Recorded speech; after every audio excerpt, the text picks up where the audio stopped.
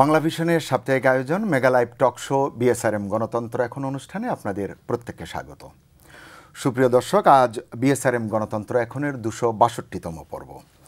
আজকে স্টুডিওতে আমার সঙ্গে চারজন অতিথি রয়েছেন। আমার একেবারে সর্ববামে রয়েছেন ডক্টর সৈয়দ আনোয়ার হোসেন, বঙ্গবন্ধু অধ্যাপক, বাংলাদেশ ইউনিভার্সিটি অব প্রফেশনালস। আমার সঙ্গে একেবারে বাঁয়ে আছেন নুহু আলম লেলিন, সভাপতি মণ্ডলীর সাবেক সদস্য, বাংলাদেশ আওয়ামী লীগ। আমার ডানে রয়েছেন ডক্টর সাদত হুসাইন, সাবেক মন্ত্রিপরিষদ সচিব, এবং সর্বডানে রয়েছেন মাহমুদুর রহমান মান্না, আহ্বায়ক, নাগরিক ঐক্য। আপনাদের চারজনকে স্বাগত জানাচ্ছি। সুপ্রিয় দর্শক, আজকে আমাদের বিষয় নির্ধারণ করা হয়েছে প্যারোল এবং প্রাসঙ্গিক পরিস্থিতি। আপনারা জানেন যে এই সময়ের রাজনীতিতে প্যারোল শব্দটি খুব উচ্চারিত হচ্ছে। এর পাশাপাশি এই সময়ের যে সবচেয়ে আলোচিত যেসব বিষয় রয়েছে এগুলো নিয়ে আমরা একটু আলোকপাত করতে চেষ্টা করব। আমি আলোচনা শুরু করতে চাই মান্না ভাই আপনাকে দিয়ে। প্যারোল যেমনটি বলছিলাম যে করবেন, তারা জিজ্ঞেস করি যে প্যারোল নিয়ে কথা বলবে মানে বেগম জিয়াকে নিয়ে, তো বিএনপির কাউকে ডাকেন। জি, আপনারা রাজনীতির সুশীল হিসেবে যদি পর্যালোচনাটি করেন, প্যারোল নিয়ে যে কথাগুলো হচ্ছে, বিএনপি কি বলছে গণমাধ্যমের বরাতে আমরা জানতে পারছি, সরকার কি বলছে আমরা জানতে পারছি। কখনো মনে হচ্ছে সরকার খুবই আগ্রহী প্যারোল দেবার ক্ষেত্রে, বিএনপি বলছে এটি আমরা জানি না। যখন নববর্ষ উপলক্ষে মহাসচিব দেখা করতে গিয়েছেন, ফিরে এসেও তিনি বলেছেন যে এটি তার পরিবারের বিষয়, বেগম খালেদা জিয়ার, এটি তারা সিদ্ধান্ত নেবেন, দলের পক্ষ থেকে আমরা জানি না। রাজনীতিতে এই সময়ে প্যারোল হঠাৎ করে কেন এত আলোচনায় এলো? কারণ এটি নিয়ে কথা হচ্ছে, বিএনপির তরফ থেকে বলা হচ্ছে -1 তত্ত্ব হাজির করা হচ্ছে। কোনো কোনো গণমাধ্যম দিন তারিখ দিয়ে লিখছে 26 তারিখ তিনি লন্ডন যাচ্ছেন চিকিৎসার জন্য। আসলে ঘটনাটি কি?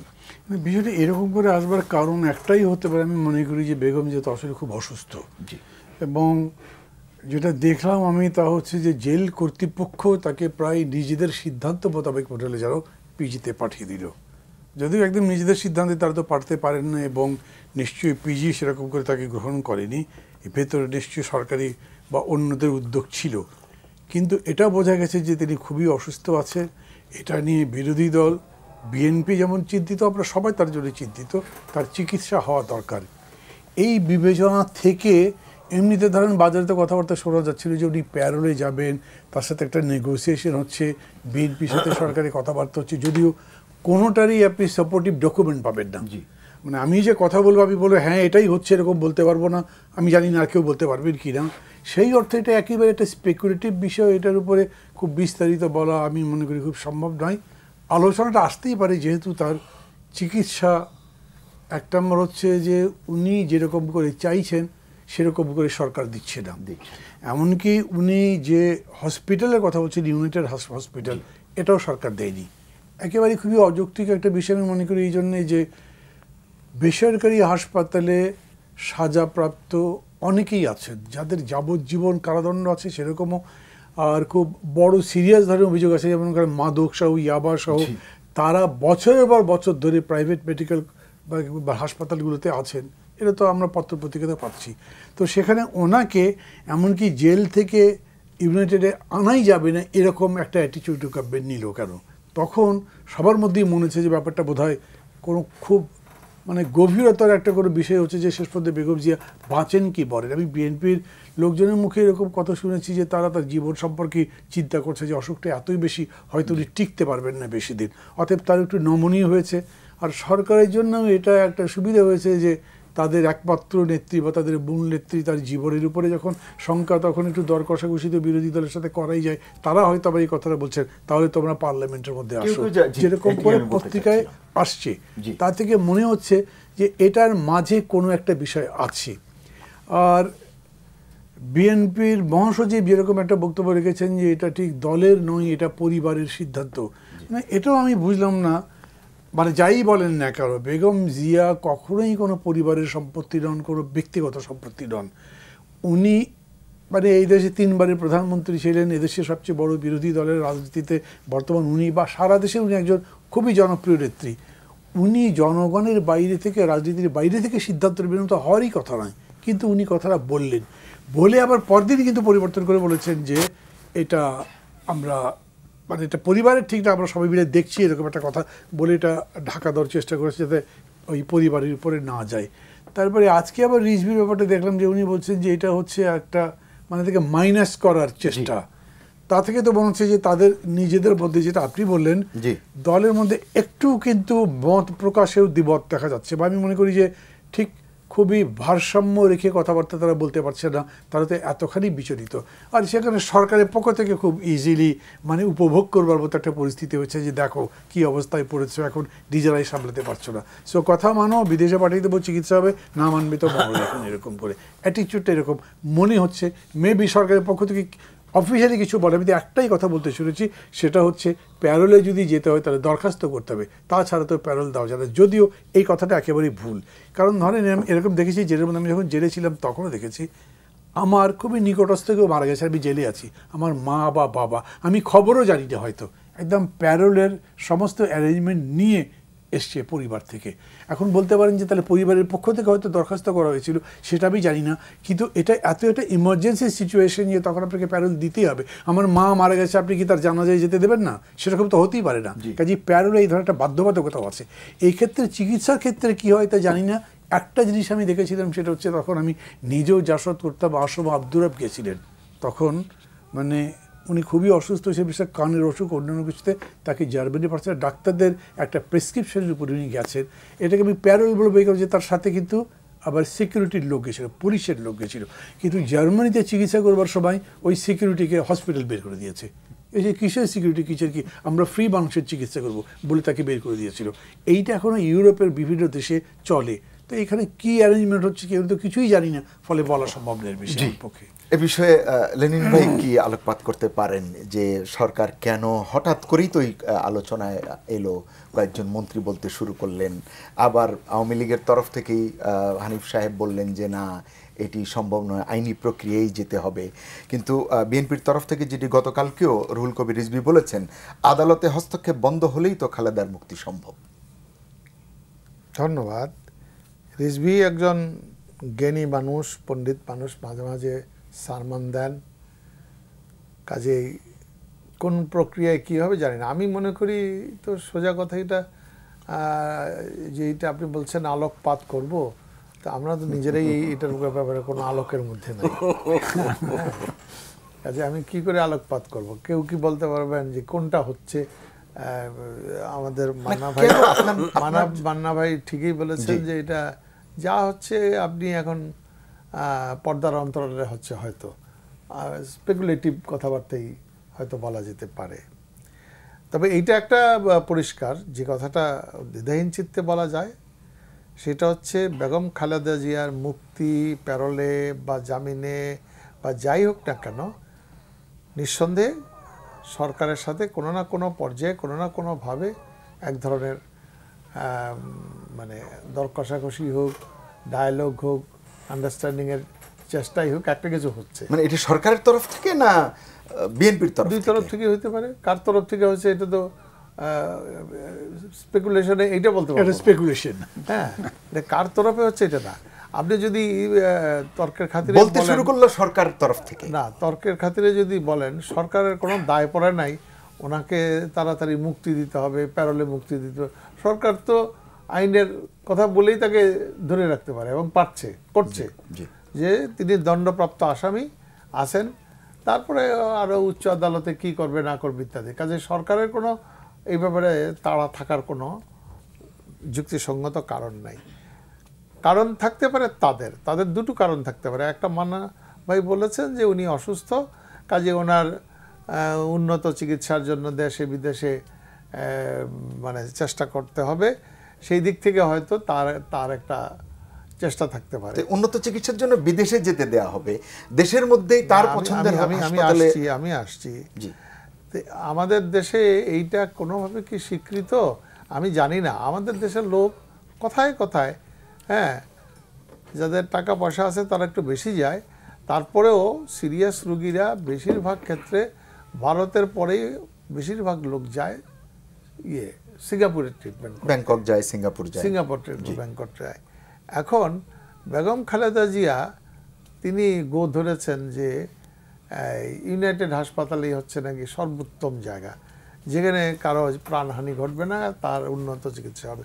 তাই যদি হতো, যদি ওইটাই সবচেয়ে উন্নত হতো, তাহলে আমাদের এই দেশের সরকারের প্রধান থেকে, রাষ্ট্রপ্রধান থেকে শুরু করে অন্যরা তো ইউনাইটেডই যেতে পারতেন। এইখানে একটা মানে গো ধরার ব্যাপার আছে, তার পছন্দের ডাক্তার সে ওখানেই যাবে। আর ওখানে গেলেই ওনার যেই রোগ আমি যা দীর্ঘদিন যাবৎ জানি, তাতে ওইখানে কেন পৃথিবীর কোথাও গেলে উনি নিরাময় ঘটবে না, হয়তো মানে উপশম হবে। কাজে এটা তো নিরাময়যোগ্য কোনো রোগ না।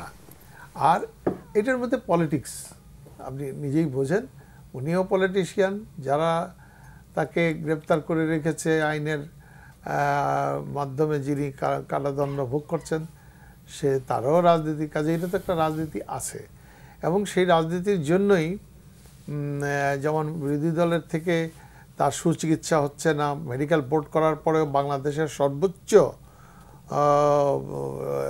চিকিৎসা শিক্ষা কেন্দ্র এবং সবচেয়ে বেশি বিশেষজ্ঞ ডাক্তার যেখানে, সেই বঙ্গবন্ধু মেডিকেলে, সেখানে বোর্ড করা হয়েছে, ঢাকা মেডিকেলে বোর্ড করা হয়েছে।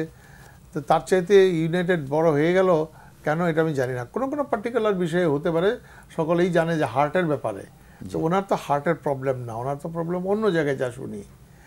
এনিহাউ, চিকিৎসা ব্যাপারের চাইতে আমি যেটা মনে করি যে এখন এই যে প্যারোল নিয়ে যে কথাটা উঠছে, হ্যাঁ, এইটার মূলে তো বোঝা যায় যে কোনো না কোনোভাবে কিছু কথা কোনো না কোনো স্তরে হচ্ছে। কারণ দেখেন, প্রথমত প্যারোলের কথাটি যখন বাজারে আসে গণমাধ্যমে, সরকারের পক্ষ থেকেও কেউ বলে নাই যে প্যারোলে যাবে, কেউ স্বীকার করে নাই, কিন্তু গণমাধ্যমে এসছে। এবং সরকারি দলের নেতারা তারা সকলেই বলছে যে এইটা আইন আদালতে যা হয় সেভাবেই হবে। এক, স্বরাষ্ট্রমন্ত্রী কেবল পার্টিকুলারলি বলছে উনি যদি দরখাস্ত করেন সেটা আমরা বিবেচনা করব। হ্যাঁ, অন্যরা কিন্তু বলে নাই।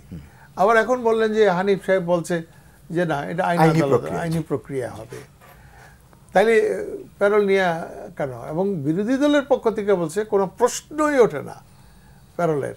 আবার এখন কি বলছেন, তাদের মহাসচিব বলছেন ওটা তাদের পরিবারের বিষয়। তার মানে সুর নরম, এত নরম সুরে তো বলার কথা না। হ্যাঁ, কাজে এইখানে এইটা আমাকে বুঝতে হবে যে এত নরম সুরে যখন বলেন এবং পরিবারের উপরে দায়টা ছেড়ে দেন, তখন এটা আমরা ধরে নিতে পারি যে yes, there is something going on. হ্যাঁ, এবং সেটা কি, সেটা না দৃশ্যমান হওয়া পর্যন্ত আমাদের পক্ষে সুস্পষ্টভাবে বলা কঠিন। জি, আপনি কি বলবেন কোনটার ব্যাপারে? কারণ প্যারোল, জি, এই বিষয়ে আমরা করি।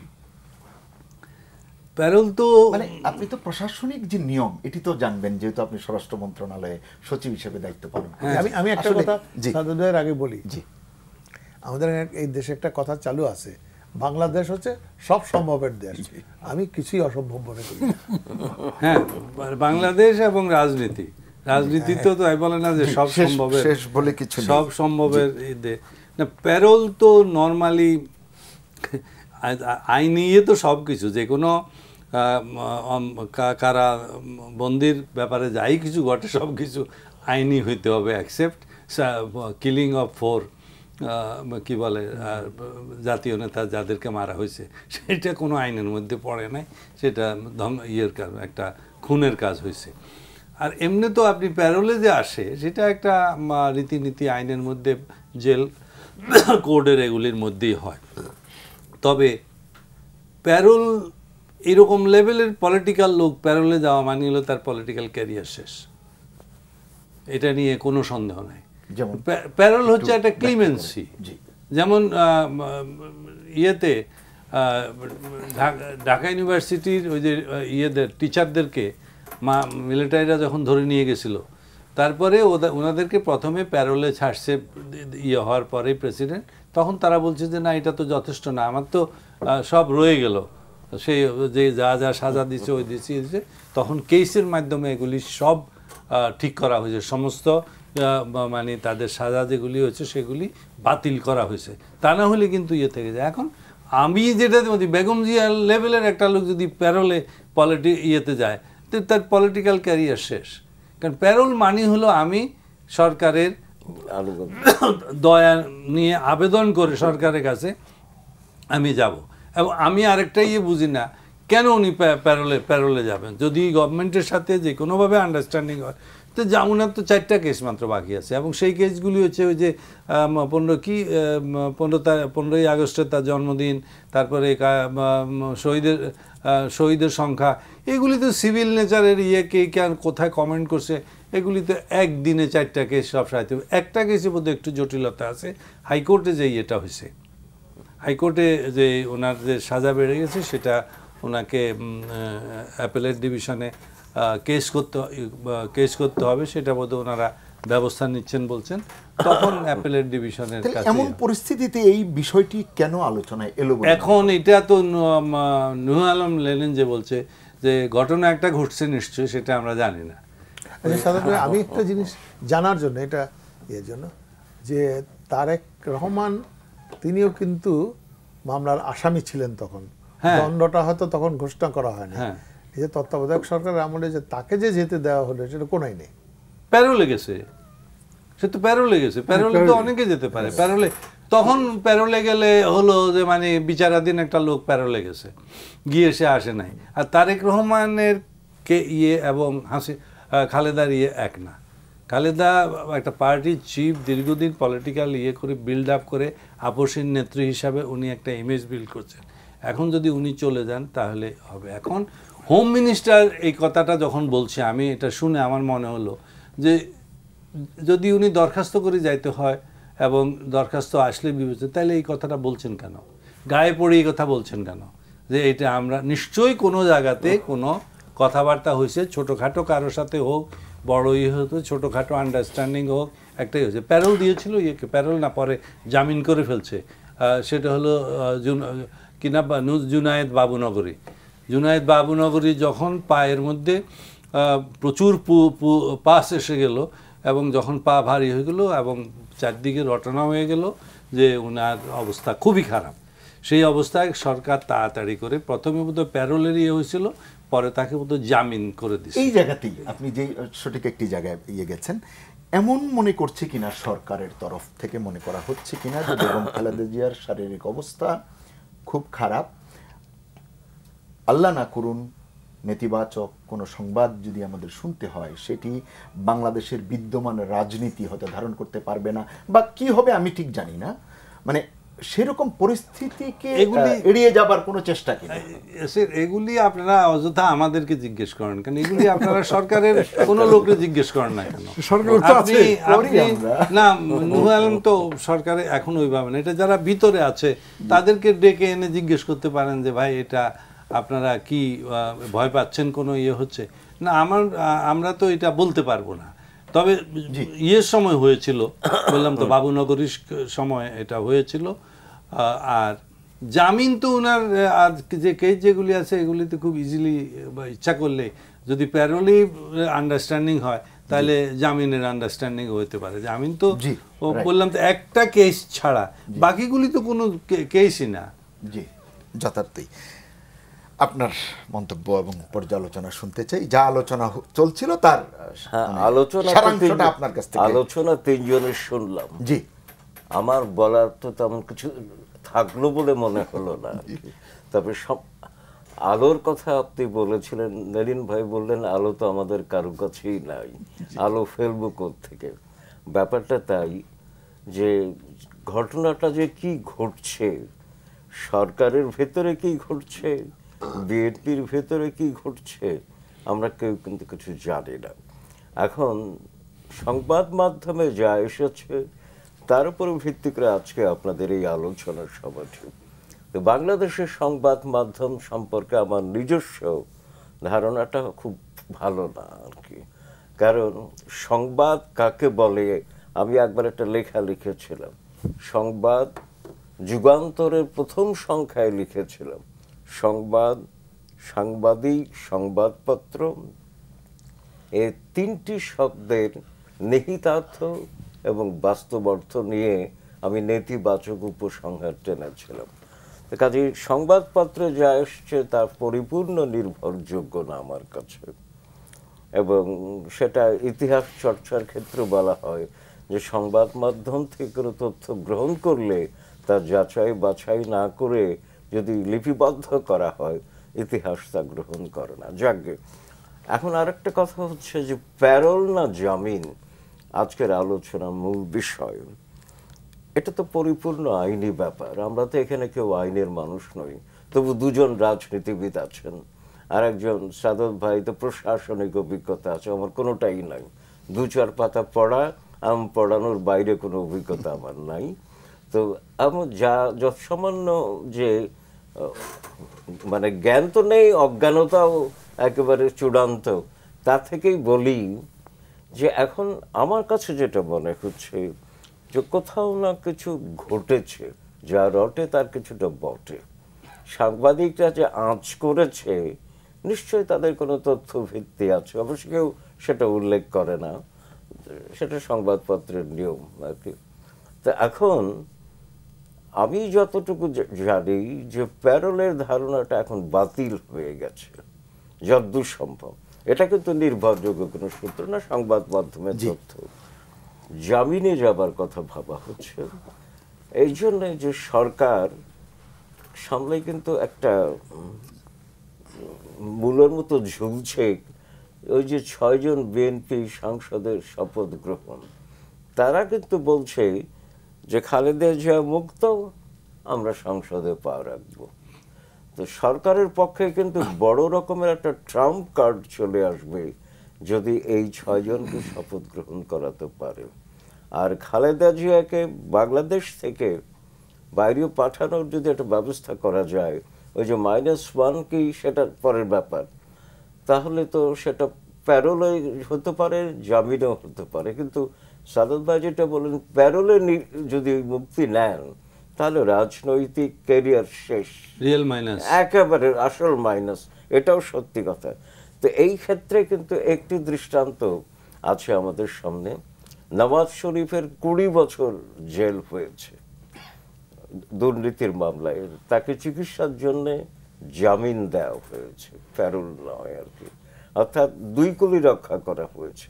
বাংলাদেশের ক্ষেত্রে খালেদা জিয়ার ক্ষেত্রে কি হবে না হবে সেটা দেখবার জন্য অপেক্ষমান থাকতে হবে, কারণ আমরা তো ভেতরের খবর জানি না। তবে এটা জানি রাজনীতি শেষ কথা বলে কিছু নাই। আর একটা ওই যে হাসপাতালের কথা এসেছে, দেখুন আমি তো ব্যক্তিগতভাবে পিজি হাসপাতালেরও অভিজ্ঞতা আমার আছে, ইউনাইটেড হাসপাতালেরও অভিজ্ঞতা আছে। ইউনাইটেড হাসপাতাল অত্যন্ত ব্যয়বহুল, কিন্তু ভালো চিকিৎসা হতে দেখিনি কোনোদিন। এই তো কদিন আগে আমার স্ত্রীর এক ছাত্র এত টাকা পয়সা খরচ করে খুব সাধারণ অসুখ নিয়ে ভর্তি হয়েছিল, বেচারা শেষ। তার চেয়ে অনেক সস্তায় পিজি হাসপাতালে অনেক ভালো নির্ভরযোগ্য চিকিৎসা হয় বলে আমি জানি। তারপরে ইউনাইটেড হাসপাতাল কেন, এই রহস্যটি উদ্ধার করা দরকার বলে আমার কাছে মনে হচ্ছে আর কি। এটা কি রহস্য উদ্ঘাটন করা এত শক্ত? পিজি হাসপাতালে গেলে ওনার ফেভারেবল রিপোর্ট পাবে, এটা যদি, এটা তো সিম্পল জিনিস। পিজি হাসপাতাল না, সরি আমি ভুল বলছি, একদম উল্টা। ইউনাইটেডে গেলে তার ওনাদের ধারণা যে ওনাদের ফেভারেবল রিপোর্ট পাবে, যেভাবে ওনারা চান সেই রকম রিপোর্ট পাবে। আর পিজি হাসপাতালে তারা মনে করেন গভর্নমেন্ট যেভাবে চায় সেভাবে রিপোর্ট যাবে। চিকিৎসাটা বড় না, চিকিৎসাটা মোটেই বড় নয়, এখানে রিপোর্টটা কি দিবে এটা আসল কথা। চিকিৎসাটা পিজি হাসপাতালে হলো যখন ধরেন তাকে আবার কেরানীগঞ্জে জেলে পাঠাতে হবে, পিজি হাসপাতালকে বলে দিলে পিজি হাসপাতাল লিখে দিবে যে এখন উনি ভালো হয়ে গেছেন, ওনাকে ওইখানে পাঠিয়ে দেওয়া যায়। ইউনাইটেডে যদি যায় তখন ওনারা এক্সপেক্ট করেন, এখন বাস্তবে ডাক্তাররা কি বলে, কারণ বাংলাদেশে সবাই তো সরকারের আওতার বাইরে কেউ না, ওনারা এক্সপেক্ট করেন যে সেখানে তারা বলবে যে না আরও 3 মাস লাগবে। যেরকম মিলিটারি গভর্নমেন্টের সময় আমাদের বর্তমান প্রধানমন্ত্রীর ইয়েতে, বিশেষ করে তার যে ব্যক্তিগত ডক্টর মোদাসের এবং অন্যান্যরা, তারা কিন্তু এমনভাবে রিপোর্ট দিয়েছে যে রিপোর্টটা তৎকালীন বর্তমান প্রধানমন্ত্রীর পক্ষে যায়। তো ডাক্তারের ইয়েটা হলো আসলে রিপোর্ট কে কি দে, এটার জন্য সিম্পল। ইউনাইটেডে তারা মনে করেন যে তাদের কন্ট্রোল আছে বেটার, তাদের পছন্দ অনুযায়ী রিপোর্ট হবে, পছন্দ অনুযায়ী ডাক্তারও হবে, পছন্দ অনুযায়ী রিপোর্টও হবে। জি মান্না ভাই, জি আমরা যে প্রাসঙ্গিক পরিস্থিতি এই সময়ের যে বলেছিলাম যে আমরা কথা বলবো এই সময়ের রাজনীতিতে বা এই সময় সবচেয়ে আলোচিত যে বিষয়গুলো, নুসরাত হত্যা নিয়ে তো খুবই আলোচনা চলছে। ওইদিকে যাওয়ার আগে তো এই প্রসঙ্গে কিছু কথা আমার আছে এমন মনে করছি, সেটা সময়ও লাগবে। সেটা হচ্ছে প্রথম কথা হচ্ছে, ধরেন আমি যত জানি ডাক্তাররা বলবেন এইটা যে আপনি যদি কোনো রোগীর চিকিৎসা করতে চান তাহলে রোগীর স্যাটিসফ্যাকশন মতো করতে হবে, সেইভাবে রোগীর চয়েস সবসময় কনসিডারেশন থাকে। খেয়াল করে দেখেন যে মাহমুদুর রহমান যখন বাইরে যেতে চাইলেন চিকিৎসার জন্য, তখন কোর্ট এরকম অর্ডার দিয়েছিল এটা বিদেশে চিকিৎসা করা হোক। তারপরে আবার এই চিকিৎসা সবচেয়ে ভালো করতে পারে লন্ডনে, বলেছে লন্ডন হাসপাতালে যাক। আমি আমার নিজের কথা বলি, এই যে বললেন না যে পিজি হাসপাতাল আর ওই হাসপাতালের তফাৎ কি, পিজি হাসপাতালে আমি সবসময়, যেহেতু আমাদেরকে সরকারি হাসপাতালেই আনবে জেল থেকে, তো জেলে আসছি, একটা হোল রিপোর্টগুলো দেখবার পরে একটা বোর্ড বসে, সেই বোর্ড বললো অ্যাডমিশনের জন্যে। আমি বসে আছি, অ্যাডমিশন নেবো, আবার ফ্যামিলির লোকজনও গেছে, আমাকে বলো আপনি একটু অপেক্ষা করতে হবে, আসবেন এই ডাইরেক্টর আসবেন। ডাইরেক্টর সাহেব আসলেন বোধহয় 2 ঘন্টা পরে, 3 ঘন্টা বা 3.5 ঘন্টা পরে আমাকে বললো যে চলেন জেলে চলে যেতে হবে। কেন? কয় ভাই চলে যেতে হবে, অ্যাডমিশন দিতে পারছি না আমরা।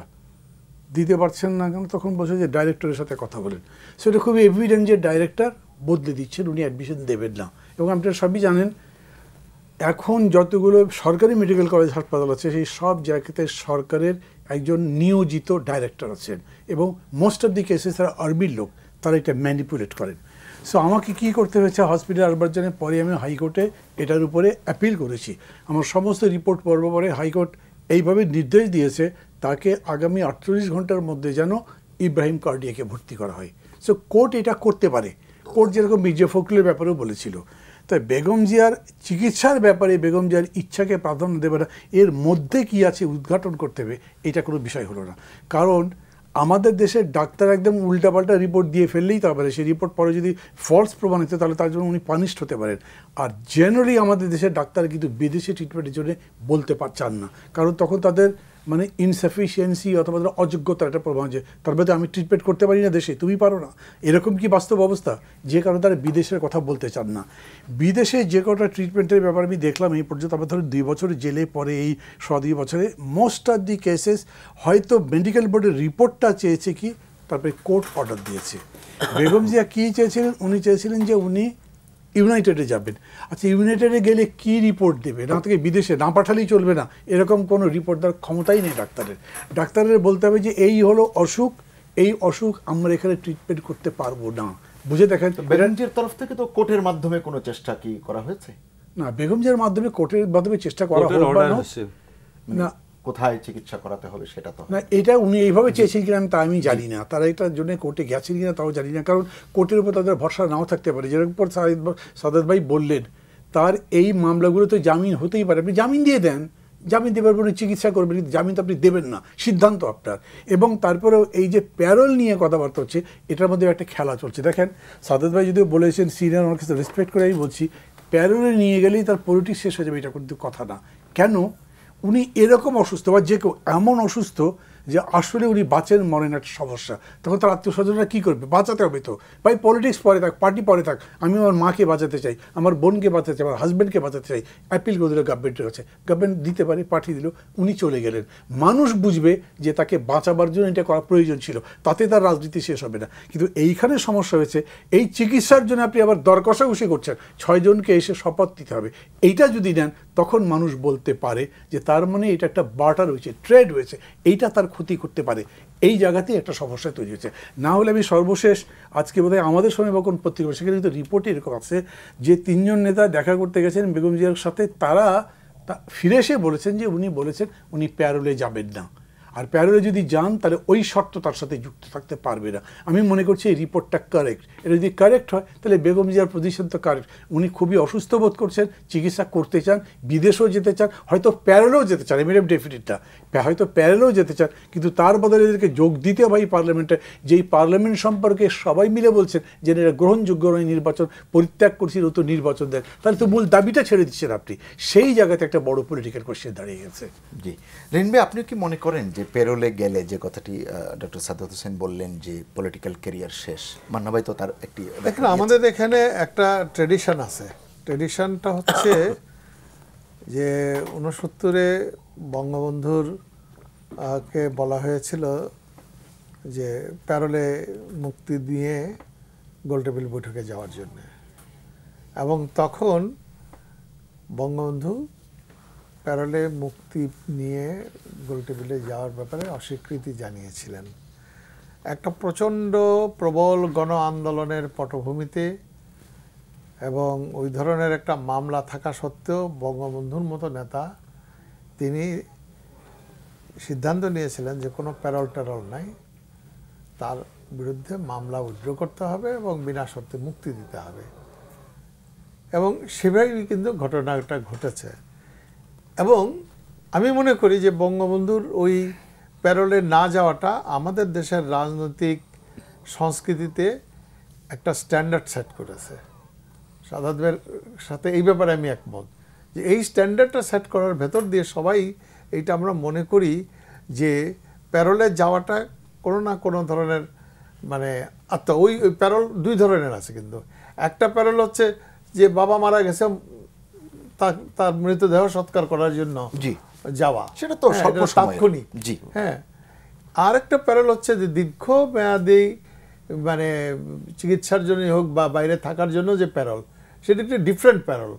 এইখানে যেটা হচ্ছে সেটা একটা পলিটিক্যাল প্যারোল, এটা মানে মানবিক প্যারোল না। তো যদি এই পলিটিক্যাল প্যারোল নেওয়া হয় তাহলে ন্যাচারালি ওই যে আমি বললাম যে আমাদের দেশে প্যারোলে যাওয়াটা যেই স্ট্যান্ডার্ড সেট করে গিয়েছিলেন বঙ্গবন্ধু বা পরবর্তীকালেও, যেটাকে আমরা ধরে নেই যে প্যারোলে যাওয়াটা হচ্ছে এক ধরনের পরাজয়, এক ধরনের আত্মসমর্পণ, হ্যাঁ, এবং এক ধরনের মুচলেকা দেওয়া, হ্যাঁ, তো সেইটা নিঃসন্দেহে কোনো রাজনৈতিক নেতার জন্য খুব সম্মানজনক হয় না। এক, দুই নম্বর হচ্ছে যে এখানে যেটা যুক্ত হয়েছে যে 6 জন বিএনপির সংসদ নির্বাচিত সদস্য, হ্যাঁ, এটা তো বার্গেনিং সরকারের দিক থেকে হতেই পারে, কারণ সরকার তো চায় প্রকাশ্যেই, মাননীয় প্রধানমন্ত্রীও বলেছেন যে আপনারা সংসদে আসেন, অংশগ্রহণ করেন, সেটাকে আমি কোনো অসম্ভব এবং অন্যায়ও মনে করি না। কারণ সংসদে মানে যাওয়ার জন্যই তারা নির্বাচিত হয়েছেন, তাদের যা কথা সরকারের মানে নির্বাচন সম্পর্কে যে সকল অভিযোগ সেটাও সংসদে গিয়ে বলা যেতে পারে। এবং ইতিমধ্যেই আমরা দেখেছি 2-1 সংসদ সদস্য নির্বাচিত যারা হয়েছেন, হ্যাঁ, তারা কেউ কেউ কিন্তু যাবার ব্যাপারেও তাদের আগ্রহের কথা তারা বলেছেন। এবং এই যে ঐক্য ফ্রন্টের অন্য যে প্রধান শরিক ডক্টর কামাল হোসেনের দলের দুজনই কিন্তু ফাইনালি গিয়ে তারা শপথ নিয়েছেন এবং সংসদে যোগ দিয়েছেন। এখন আমি মনে করি বেগম জিয়ার মুক্তি হোক, তার জামিন হোক, বা তাকে কেন্দ্র করে যেই আন্দোলনটি হলে পরে তারা সরকারের সাথে উল্টো বার্গেনিং করতে পারত শক্তির অবস্থান থেকে, সেই রকম কোনো অবস্থান বিএনপি এবং বিএনপির জোট কারোই নেই। তারা এই জায়গাটাতে একেবারেই দুর্বল প্লেয়ার এবং একটা দিশাহীন পার্টিতে পরিণত হয়েছে। কে কি করবে সেই ব্যাপারেও তাদের ঐক্যের মানে চিন্তার ঐক্য নেতৃবৃন্দের মধ্যেই নাই। কাজেই তারা একটা সিদ্ধান্তহীনতার মধ্যে আছে এবং এইখানে একটা শূন্যতা বিরাজ করছে, যে কারণে তারা পার্টির ফোরামের মধ্যে আলোচনা না করে ওটাকে ছেড়ে দিয়েছেন যে ওটা তার পরিবারের ব্যাপার। এটা কোনোদিনই, এটা মান্নার সাথে আমি একমত, এটা কোনোদিনই এই ধরনের পলিটিক্যাল পার্টির ক্ষেত্রে এটা হয় না যে পরিবার সিদ্ধান্ত নেবে। হ্যাঁ, তার মানে হলো যে ইয়েস, তারা ওই অপশনটাও কোনো না কোনো ভাবছেন, কোনো না কোনোভাবে এইটার সুযোগ নেওয়া যায় কি যায় না, কোন শর্তে নেবেন না নেবেন, হয়তো এই ব্যাপারে তারা ভাবছেন বলেই এই কথাটা হচ্ছে। আমি শেষ কথাটা বলতে চাই এই ব্যাপারে যে বেগম খালেদা জিয়া আর ব্যক্তিগতভাবে আমরা তাকে জানি যে খুব একগুঁয়ে, খুব দৃঢ়চিত্ত, খুব আপসীন নেত্রী, এরকম একটা আছে, কিন্তু তারপরে তো হিউম্যান বিং। তিনি তো তার সামনে আইনি প্রক্রিয়ায় মুক্তির কোনো আশু লক্ষণ দেখছেন না। যে মামলাগুলো হয়েছে, অন্যগুলো নতুন যেগুলো হবে ওগুলো বাদ দেন, যেহেতু দুটো মামলা হয়েছে তাতে তার এমনকি উচ্চ আদালতে গিয়েও তার খুব একটা স্বস্তি পাওয়ার কোনো কারণ, অন্তত যারা আইন আদালত করে তাদের সাথেও আমরা জিজ্ঞেস করছি, তেমন কিছু তারা মনে করেন না। এবং এই অবস্থাতে ওনার শারীরিক, মানসিক, পারিবারিক সব কিছু বিবেচনা করেন, তাইলে উনি প্যারোল হোক আর জামিন হোক একটা কিছু চাইতে পারেন না, এটা তো অস্বাভাবিক না। বলি এখানে নীলভাই বলেছেন কথাটা, কিন্তু বঙ্গবন্ধু যখন প্যারোল অস্বীকার করলেন, যদিও এটার পেছনে আবার বঙ্গবন্ধুর স্ত্রীর অনেক বড় ভূমিকা ছিল যাতে উনি এটা ডিনাই করেন, কিন্তু সেটা কথা না। তখন বঙ্গবন্ধু যদি অসুস্থ ছিলেন না, জীবন মরণের প্রশ্ন ছিল না।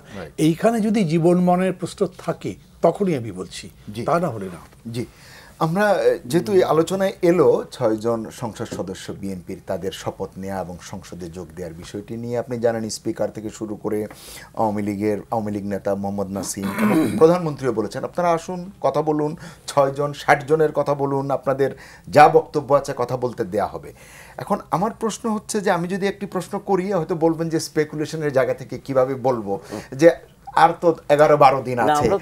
জি, কিন্তু আমি একটু জানতে চাই ঘুরিয়ে যে মানে কি করবে বিএনপি, এটি না করে বিএনপির কি করা উচিত?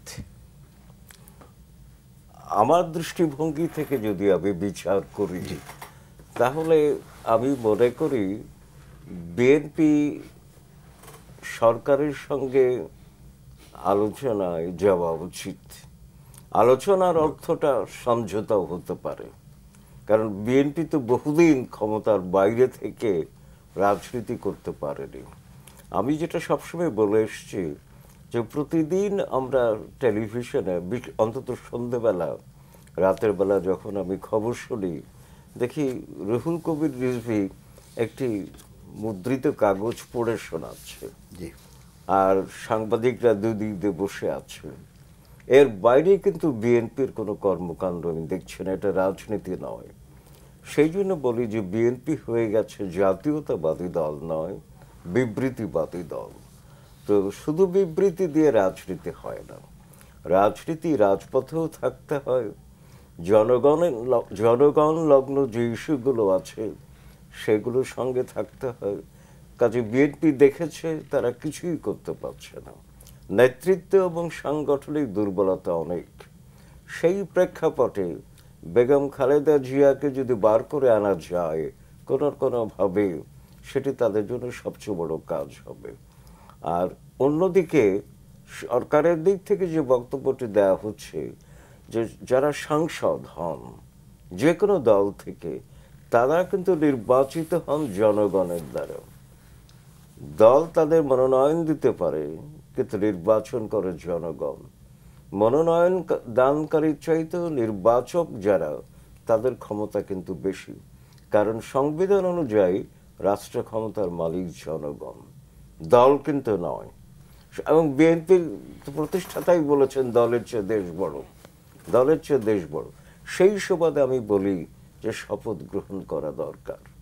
শপথ গ্রহণ করলে সংসদে দাঁড়িয়ে যে কথাগুলো তারা বলতে পারবে এবং সেই বলা কথাগুলোর যে বৈধতা, গ্রহণযোগ্যতা থাকবে, তা বাইরে আড়ালে আবডালে ছায়াযুদ্ধের মধ্য দিয়ে বললে কাজে লাগবে। বিএনপির কেউ কেউ যে বলছেন এবং জোটেরও কেউ কেউ বলছেন সংসদে যদি যায় এই 6 জন তাহলে জাতীয় বেঈমানে পরিণত হবে। না, এটি কি করে? না, এই কথাটা ঠিক না। তারা বলেছে নির্বাচন ঠিক হয়নি, তাই না? কাজে যে নির্বাচনকে আমরা প্রত্যাখ্যান করেছি সেই সংসদে যাব কেন? কিন্তু সংসদে গিয়ে তো এই কথাটা আরো জোরালো ভাবে বলা যায়। জাতীয় বেঈমান কি করে বলবে? দলীয় বেঈমান হতে পারে, দলের কথা মান্য, কর্নেল ওলি তাই বলেছেন, নির্বাচকদের কথা মান্য করছে না। নির্বাচকরা তো তাদেরকে সংসদে পাঠিয়েছে, দলে বসে কাজ করার জন্য বলেনি, মিটিং করার জন্য বলেনি, সংসদে গিয়ে তাদের কথা বলতে বলেছে। জি, আমি আনোয়ার ভাইয়ের কথা থেকে একটু সাপ্লিমেন্ট করি। দেখেন, প্রসঙ্গটা হচ্ছে আমাদের দেশের একটা পরীক্ষিত রাজনৈতিক মানে অভিজ্ঞতা আছে। অভিজ্ঞতাটা হচ্ছে যে সংসদের ভিতর এবং বাইরের লড়াই। জি, হ্যাঁ, বিএনপি এখন যে অবস্থায় আছে, এই যে বেকায়দায় অবস্থা আছে, নির্বাচন নিয়ে হাজারো প্রশ্ন থাকতে পারে, এটা অস্বাভাবিক কিছু না, কিন্তু যে 6 জন নির্বাচিত হয়েছে সেই 6 জনকে তারা প্রপারলি ইউটিলাইজ করবেন কি করবেন না, সংসদের ভিতর এবং বাইরে এই লড়াইয়ের কৌশল নেবেন কিনা সেটা তাদের সিদ্ধান্তের উপরে নির্ভর করে। এবং যদি সংসদের ভিতরে লড়াই না করতে চান তারা, তাহলে সংসদের বাইরে খুব বড়সড় আন্দোলন করতে হবে, সংগ্রাম করতে হবে। এই সংসদে মানে একসময় তো কি সংসদে লাথি মারার কথা আমরা বিপ্লবী আন্দোলনে শুনেছি। কাজে সংসদকে বয়কট করা, লাথি মারা, এগুলো বলা যেতে পারে। এমনকি এই স্কোপও তো যায় না, যখন যদি সংসদীয় লড়াই করেও অনেক সময় সংসদ থেকে একটা উপযুক্ত সময়ে একদিকে বাইরে জনমত গড়ে উঠলে তাদের পক্ষে তারা কিন্তু যে কোনো সময় পদত্যাগ করে বেরিয়ে আসতে পারে। আওয়ামী লীগ করেছিল না, সংসদ থেকে বেরিয়ে আসতে পেরেছিল না। অ্যান্ড আমি আবারও বলি যে বিএনপি তারা কোনো ডিসাইড করতে পারছে না, এটা কোরআন হাদিসের মতো করে নিয়েছে যে এই সংসদে অংশগ্রহণ করলেই বেইমানি হবে না, ওই যে বৈধতা দিয়ে দেওয়ার একটি এটা বৈধতা তো হয়েছে, ইট ইজ এ বৈধ, হ্যাঁ, দেশ বিদেশ সর্বত্র ক্ষেত্রে বৈধ, বিএনপির ক্ষেত্রে বা ঐক্যফ্রন্টের কাছে এটা বৈধ না। হ্যাঁ, ঠিক আছে, এই স্ট্যান্ড তারা বলতে পারেন যে এই নির্বাচন ঠিক হয় না, এই হয় না, ওই হয় না, কিন্তু এই কথাগুলো সংসদে গিয়ে আলোচনা করে সংসদে তারা এটা তুলতে পারেন, সংসদে তারা এগুলো নিয়ে বিতর্ক উত্থাপন করতে পারেন। এই যে ফোরামটা ব্যবহার করলে তাদের কথা আরো অনেক বেশি যেতে পারে এবং হ্যাঁ উপযুক্ত সময় মনে করলে তারা পদত্যাগ করে বেরিয়ে আসতে পারেন। কিন্তু গেলেই বিমান হয়ে যাবে, এইটা খুব মানে সঙ্গত কারণ নাই। এবং এটা আমি আবারও বলি যে গণতান্ত্রিক লড়াই আপনি বলেছেন কৌশল হতে পারে না, মানে ছোট্ট করে না কথা আমার লম্বা, কিন্তু আপনি বলেছেন বলে ছোট্ট করেই বলি, এই যে সংসদে যেতে পারে, কথা বলতে পারে বলা হচ্ছে না। নৌকা মার্কা নিয়ে ইলেকশন করেছে সরকারের সাথে, সরকারি জোটে, তারপরে নেত্রী বলে দিন আপনারা বিরোধী দলে যান। দেখা যাচ্ছে প্রাক্তন 2 মন্ত্রী এতই বিব্রত, আমরা নৌকা মার্কেট ইলেকশন করে কীভাবে বিরোধিতা করব। সেই সংসদের মধ্যে গিয়ে আবার লড়াই, দিজ আর মকরি অ্যাকচুয়ালি। এটা হচ্ছে কীরকম যে আপনি 30 তারিখের ভোট 29 তারিখে ডাকাতি করে নিয়ে এসেছেন, তারপরে বলছেন সংসদ তো একটা আছে, ওটা সংসদ না, তো ডাকাতদের সংসদ। একেবারে নির্জলা ডাকাতি হয়েছে 29 তারিখ রাতে। এখানে আপনি বলেছেন এই কথাগুলো বলবার পরে বলেছেন যে 2 জন অংশ নিল তারা জাতীয় বেঈমান, এরপরে তারা আবার সংসদে যাবে। মানুষের একটা বিবেচনা আছে না, মানুষ ভোট দিতে গেছে, বিরোধী দলকে ভোট দিতে গেছে, ঐক্যফ্রন্টকে দিতে পারেনি, যাই হোক, কিন্তু তারা তারপরে পর সিটি ইলেকশনে, উপজেলা ইলেকশনে বয়কট করে প্রমাণ করেছে যে আমরা এগুলোর মধ্যে নাই, আর তোমরা যা ইচ্ছা তাই করে নাও।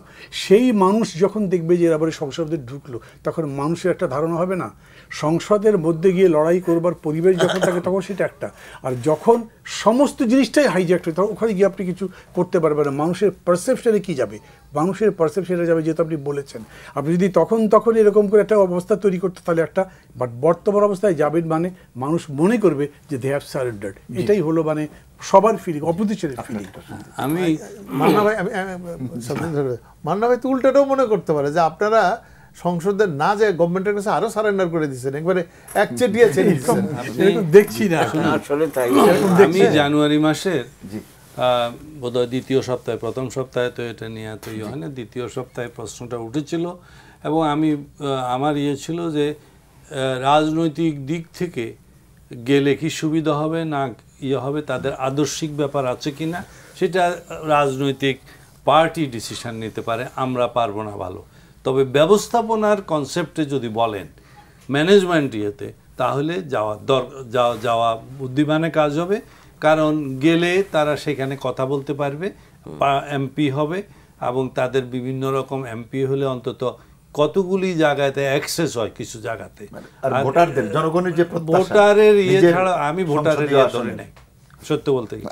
আমি বলছি যে কিছু স্ট্রাকচার, যেমন বিএনপি গতবার পার্লামেন্টে না থাকাতে যখন ওই যে গভর্নমেন্ট ফর্ম করার কথা হয় তখন অসুবিধা হয় যে ওনার তো কেউ নাই।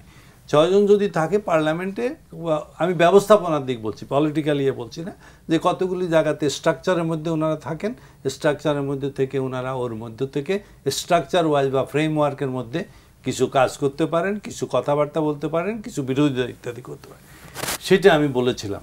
কিন্তু এখন একটা আমাদের ইকোনমিক্সে একটা বলে, একটা গুডস বা সার্ভিস, এটা ডেটেড, মানে একটা আম আজকে যে দামে আপনি বিক্রি করতে পারবেন তাজা আম, আজ থেকে 15 দিন পরে আপনি ওই দামে বিক্রি করতে পারেন না, এটা ডেটেড। তো সেই 10 জানুয়ারির 9-10 তারিখের দিকে যেভাবে ইয়ে ছিল, আজকে সিচুয়েশন সেরকম না। আজকে বিএনপি এতদিন যায় নাই, এখন যাওয়া মানে হলো বিএনপি যে শেষ দিকে দিয়ে ওই যে সাইন করে 90 দিনের আগে সাইন করে আবার টাকা নেওয়ার ব্যবস্থা করা। এখন লোকে বলবে তোমার মেম্বারশিপ চলে যেতেছিল, সো ইউ হ্যাভ সারেন্ডার্ড। এখন তারা জয়েন করতে পারে, কিন্তু সরকারের থেকে কিছু একটা পেতে হবে। একদম কিছু না পেয়ে সেই পাওয়া যদি বেগম খালেদা জিয়ার মুক্তি, তখন ঠিক হবে। বেগম খালেদা জিয়ার মুক্তি যদি জামিনের মাধ্যমে হয়, if that is the condition, আমি একবারে উইদাউট অবলীলাক্রমে বলবো তারা জয়েন করা উচিত, যদি বেগম জিয়ার জামিনে হয়। আর যদি প্যারোলে হয় একদমই না। এবং আপনারা এখনো বলছি আমি যে Begum Zia out of character একটা কথা আছে, শুনেন, আমার সাথে যেটা যায় আপনার সাথে সেটা যাবে না, আপনার সাথে যেটা যায় আমার সাথে যেটা যাবে না। বেগম জিয়ার সাথে প্যারোল যায় না, তাইলে বেগম জিয়ার হোল ইমেজ অন্যরকম। বেগম জিয়ার লোকে চিনে আপসীন নেত্রী হিসাবে, এই ইমেজ বিল্ড করেছেন তারা। এখন প্যারোলে যাওয়া মানে হলো যে যত কথাই বলুক সারেন্ডার।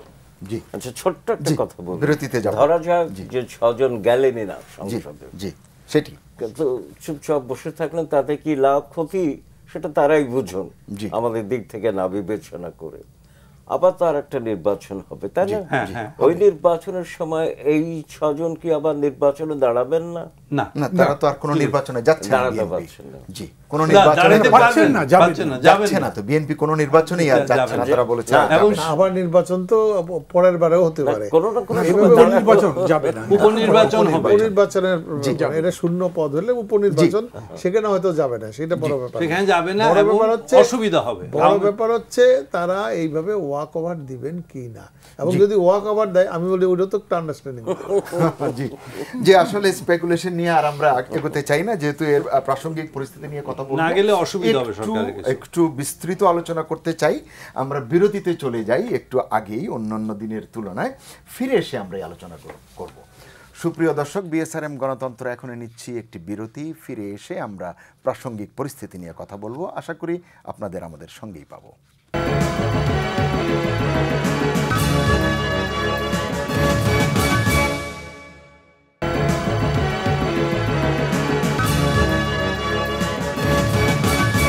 আবারও স্বাগত। দেখছিলেন বিএসআরএম গণতন্ত্র এখন। আজ আমার সঙ্গে স্টুডিওতে অতিথি হিসেবে রয়েছেন ডক্টর সৈয়দ আনোয়ার হোসেন, বঙ্গবন্ধু অধ্যাপক, বাংলাদেশ ইউনিভার্সিটি অব প্রফেশনালস। আমার সঙ্গে আছে নূহ আলম লেলিন, সভাপতি মণ্ডলীর সাবেক সদস্য, বাংলাদেশ আওয়ামী লীগ। আছেন ডক্টর সাদত হোসেন, সাবেক মন্ত্রী পরিষদ সচিব, এবং মাহমুদুর রহমান মান্না, আহ্বায়ক, নাগরিক ঐক্য। আপনাদের চারজনকে আবারও স্বাগত জানাচ্ছি। আমরা একটু রাজনীতির বিষয় নিয়ে তো কথা বলেছি, রাজনীতি ছাড়া তো কিছুই নেই। আমরা একটু প্রাসঙ্গিক পরিস্থিতি যেটি নিয়ে কথা বলবো বলেছিলাম। মান্না ভাই, আবারও আপনার কাছে আপনার একটি বক্তব্য দিয়েই আপনার কাছে প্রশ্নটি করতে চাই। আপনি বলেছেন নুসরাত আমাদের কাছে সাহসের বাতি বলেছেন, সেই বাতি তো নিভে গেছে এখন। না না, বাতি নিভেছে মানে নিভবার পরে আরো বাতি হয়েছে। জি, সেটাই। মানে মানুষের মৃত্যুর পরেও মানুষ জ্বলে। আরো তো ঘটনা ঘটছে, না ঘটতে পারে, সেটা একটা থামেনি। ঘটতে পারে বলে আমাদের টনক নড়ল কিনা, তিনি আরও ঘটনা ঘটছে বলে তিনি বাতি নন তা বলি। আমার বক্তব্যটা ছিল যে এখন দেশে একটা ভয়ের চাষ হচ্ছে, দেশে ভয়তন্ত্র চলছে, মানুষ ভয়ে কথা বলে না, অনেক অন্যায় হচ্ছে, প্রতিবাদ হচ্ছে। বিশেষ করে নারী নির্যাতনটা এত সীমাহীন, মানে আমি নিভে গেছে মৃত্যুটাকেই আমি ওইভাবে বলছি, সেটা তো আমাদের কাছে নেই, চলে গেছে। না না, ওইটা না। এরপরে ওই স্পিরিটটাকে ধরে কি আমরা এগোতে পারছি কিনা? হ্যাঁ, আমি মনে করি পারছি। ওই স্পিরিটটা ধরে আমি যেরকম করে ভাবছি সেভাবে বলেছি, বাকিরা এরকম করে ধরছেন কিনা সেটা বলতে পারি না। কিন্তু আওয়ামী লীগ যেমন মনে করেন, তারা মনে করেন যে বঙ্গবন্ধু তাদের সাহসের আকর, জিয়া রহমানকে সেরকম বিএনপির লোক মনে করেন। এখানে আমি মনে করছি এরকম একইভাবে, যেমন সেদিন একটা মানববন্ধনে ছিলাম, সেখানে সভানেত্রী যে উড়িয়ে বলছিলেন যে she is the daughter of Bangladesh. আমার হচ্ছে খুব ভালো লেগেছে ইয়েটা। কেন? যে ওর বয়স কত হবে, 16-17 ম্যাক্সিমাম হতে পারে। সেই মেয়েটা এইভাবে নির্যাতিত হবার পরে যখন তারপরে প্রেশার হচ্ছে তুমি মামলা তুলে নাও, এবং আলটিমেটলি যেটা হলো সেটাও সে বুঝেছে কী হতে পারে। সাংবাদিকরা জিজ্ঞেস করেছে, অন্যান্যরা বলেছে যে তুমি মামলা প্রত্যাহার করো, এসব করো না, তাহলে তোমার সমস্যা ইত্যাদি। সে বলেছে আমি প্রতিবাদ করতেই থাকবো, আমাকে কেউ কিছুতে ঠেকাতে পারবে না। আমি মনে করি শেষ পর্যন্ত আমাদের লড়বো। দেশে শেষ পর্যন্ত আমি মনে করি আমাদের দেশে এখন গণতন্ত্রের লড়াইয়ের জন্যে, নারীর সম্ভ্রম রক্ষার লড়াইয়ের জন্যে আপনাকে এটাই করতে হবে। কেন দেখেন, এই নুসরাতের ঘটনাটা তো কোনো বিচ্ছিন্ন ঘটনা না। এখন পিবিআই এর যিনি নেতা, মানে পুলিশ ব্যুরো অফ ইনভেস্টিগেশন, তিনিও বলছেন এটা ঠেকানো যেত যদি আগে সচেতন হতে পারতো মাদ্রাসা কর্তৃপক্ষ এবং মানে কর্তৃপক্ষ সাধারণভাবে। উনি বলছেন যে তার এরকম ঘটনা অনেক আছে, একটা সরাসরি রেপের ঘটনা আছে, মেয়েদেরকে উত্ত্যক্ত করে নির্যাতন করার ঘটনা আছে, এগুলো রিপোর্টেড হয়েছে কিন্তু সেগুলোর কোনো ব্যবস্থা নেওয়া হয়নি। সেকেন্ড দেখেন, আগুন লাগিয়ে দেবার পরে যে ছেলেটা দেয়াল বেয়ে টপকে ওই পারে চলে গেল, ছাত্রলীগের প্রেসিডেন্ট, পত্রিকা আমি পড়লাম, সে ফোন করেছে পৌর আওয়ামী লীগের প্রেসিডেন্টকে, ঘটনা কিন্তু ঘটেছে, ঠিক আছে আমি খবর পেয়েছি। চিন্তা করতে পারেন মানে হৃদয়হীনতা কোথায় চলে গেছে। মানে একসাথে আমি আজকে আওয়ামী লীগকে ডকে দেখছি তাই আওয়ামী লীগের কথা বলছি, কিন্তু আমি অন্যান্য দলের কথাও বলতে পারবো যে যারা এরকম কাজ করেছেন, সব মিলেই আমি বলছি ওই জায়গাতে নুসরাত তো একটা মাদ্রাসার ছাত্রী, সে আওয়ামী লীগও করে না, বিএনপি করে না, জাতীয় পার্টিও করে না, কিন্তু এই যে প্রতিবাদ করবার সাহসটা সে কোথায় পেল? এটার জন্য তাকে কেউ বিশেষ শিক্ষা দেয়নি, কোনো রাজনৈতিক দল দেয়নি, তার পরিবার বিশেষভাবে দিয়েছে সেরকমও না। পরিবারটা তো আমরা সবাই দেখেছি কত সাধারণ নিম্নবিত্ত একটা পরিবার, এবং এসছে প্রধানমন্ত্রীর কাছে কোনো সাহায্য চাওয়ার জন্যে, বিচার চাওয়ার জন্যে। সেই মেয়েটা যে লড়াইটা করলো, আমি মনে করি নিশ্চয়ই ও আমাদের সাহসের ঘরে বাতি দিচ্ছে, আমি এটা মনে করি এখনকার জন্য যেটা সবচেয়ে বেশি প্রয়োজন। আর একটা কথা বলি আপনাকে, এটা আমি মাঝে মাঝে কয়েকটা জায়গাতে বলেছি, মানে কাউকে ছোট বড় করার প্রশ্ন আর আন্তর্জাতিক প্রসঙ্গ এসেছে, তারপরেও ডোনাল্ড ট্রাম্প নির্বাচনে জেতার পরে সেইখানে 5 লাখের মতো নারীর মিছিল হয়েছিল নিউ ইয়র্কে।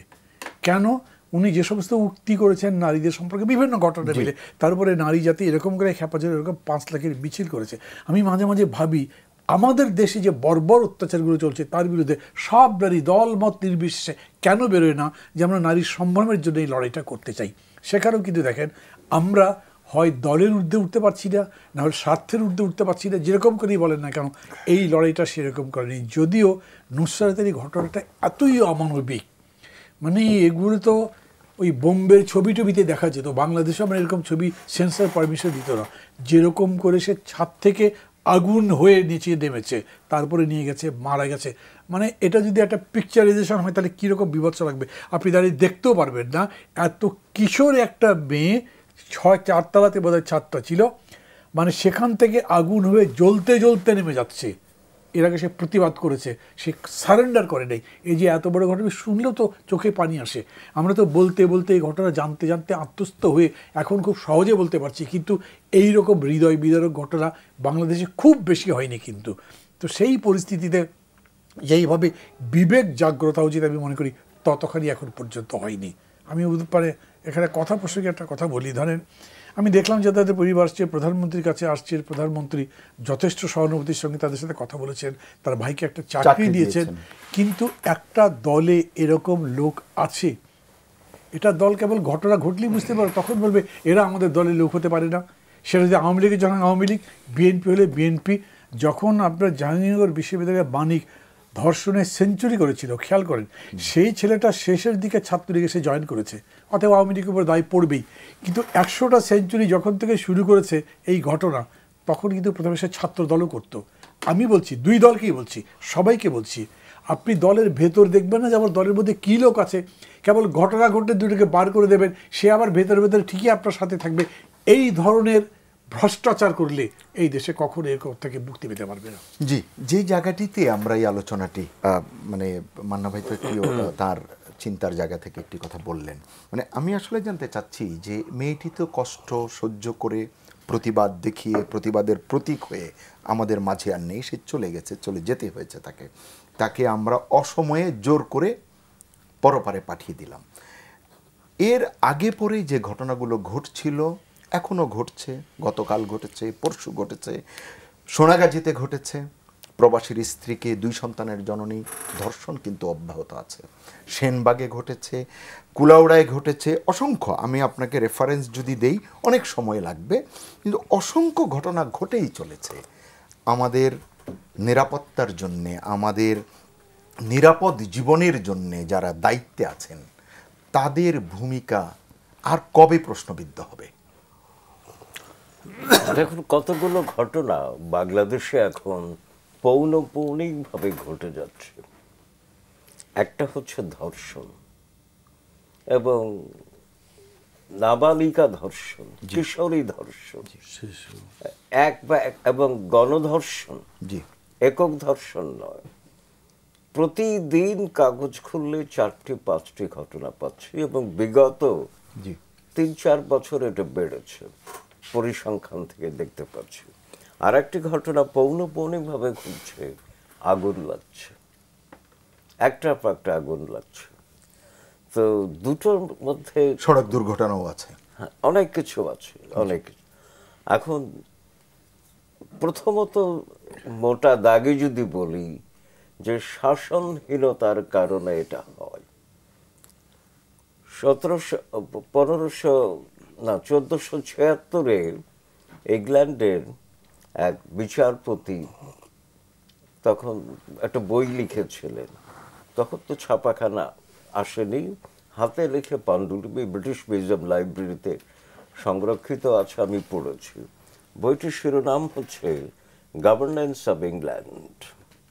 তার কারণ হচ্ছে 1455 থেকে 1485 এই সময়ের মধ্যে ইংল্যান্ডের ইতিহাসে মাৎসান নাই চলছিল, আমাদের বাংলার ইতিহাসে যেমন 637 থেকে 750।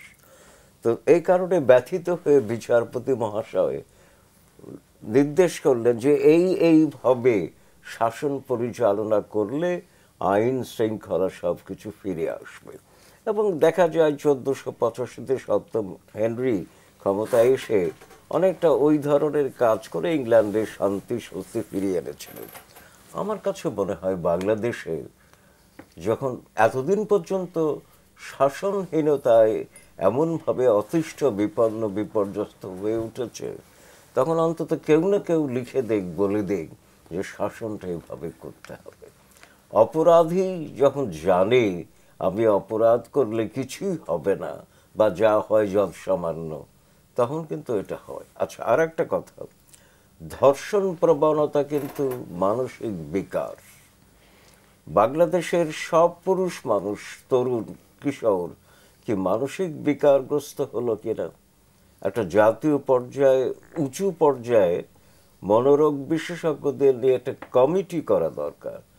শুধু আইন বিচার বা অপরাধ দমন করে কিন্তু এটা দমন করা যাবে না। মাদক এবং সন্ত্রাসকে যেমন আমরা নির্মূল করতে পারবো না, কিছুটা সহনীয় পর্যায়ে নামাতে পারবো, ধর্ষণও তাই। এই ধর্ষণের ব্যাপারে কিন্তু মানসিক একটি পর্যালোচনা হওয়া দরকার, মনস্তাত্ত্বিক আমি মনে করি। নুসরাতের কথা তো একটা দৃষ্টান্ত, যেটা নিয়ে মান্না যথেষ্ট বলেছে, ওর সঙ্গে আমি বলতে যাব না। তবে নুসরাতের ঘটনায় দেখা যাচ্ছে এখানে জামাত জড়িত, বিএনপি জড়িত, আওয়ামী লীগ জড়িত, পুলিশ প্রশাসন জড়িত, সব কিন্তু জড়িয়ে আছে। এবারই প্রথম নয়, গোবিন্দগঞ্জ, নাসিরনগর, রামু, সব জায়গায় কিন্তু সব দলের লোকজন জড়িত এবং স্থানীয় প্রশাসন জড়িত। কেন এটা হচ্ছে? সমস্যাটা কোথায়? মাননীয় প্রধানমন্ত্রীর দিক নির্দেশনার তো অভাব আমি দেখছিলাম। এখন তিনি সুস্পষ্ট করে বলবার পরেও যে ঘটনাগুলো ঘটছে কেন? এবং পুলিশ প্রশাসন, আমি বলবো সর্ষের ভেতরে ভূত। সর্ষের ভেতরে ভূত থাকলে তো ভূত ছাড়ানো যায় না। তো কাজেই গভর্নেন্স অফ বাংলাদেশ এখন মৌলিক প্রশ্ন আমার কাছে আর কি। জি, সর্ষের মধ্যে ভূত, বিশেষ করে এখানে আলোচনায় যেটি হচ্ছে, যে ঘটনাগুলো ঘটছে, যা দেখছি, অনেকগুলো জায়গায় আমরা দেখছি যে পুলিশ প্রতিপক্ষ হয়ে দাঁড়িয়ে আছে, অকার্যকর হয়ে, মানে তারা তাদের যথাযথ দায়িত্ব পালন করছে না। এই সর্ষের মধ্যে ভূত কি করে দূর করা সম্ভব? কারণ আপনি জানেন ওসি মুয়াজ্জেমের ঘটনা এবং এসপির যে ঘটনা, সেগুলো গণমাধ্যমে চলে এসেছে এবং আবারও কমিটি করা হয়েছে একজন ডিআইজির মাধ্যমে। প্রধানমন্ত্রী যেখানে সুস্পষ্ট করে জবাব দিলেন কেউ রেহাই পাবে না, পুলিশের ঊর্ধ্বতন কর্মকর্তারা এখনো বলছেন খুবই সুনির্বাচিত শব্দ ব্যবহার করে, দেখছি, খতিয়ে দেখছি কোনো আচরণগত ত্রুটি আছে কিনা, কোনো ব্যত্যয় ঘটেছে কিনা। আর কবে আসলে ব্যত্যয় ঘটেছে বলে আমরা বিশ্বাস করব? আপনি বংশ আমার একটা প্রশ্নের জবাব দেন। আপনি না দিতে পারলে তখন আমরা অ্যানালাইসিসে যাব। আমার তো এত লোক ধরা পড়লো 19 জন। জি, এবং আমি কিন্তু এখানে একটা সিন্ডিকেট দেখছি, জি, সব পার্টি দেখি না এখানে, কিন্তু সব পার্টি নাই এখানে। বেসিক্যালি আপনার প্রশাসন, পুলিশ, আইনেরইও পুরো আসে নাই, আইনও থাক, তারপরে আসে সিভিল পলিটিক্যাল গ্রুপ এবং হয়তো কিছু সিভিল সোসাইটিরও 2-1 থাকতে পারে, গণ্যমান্য এলিট, সেটাও ক্লিয়ার আসে নাই। এরা এই কাজটা মিলে একে অপরকে সাহায্য করে কাজটা হয়েছে। তাতে কিন্তু মোটামুটি 19 জন অ্যারেস্ট করছে বলছে।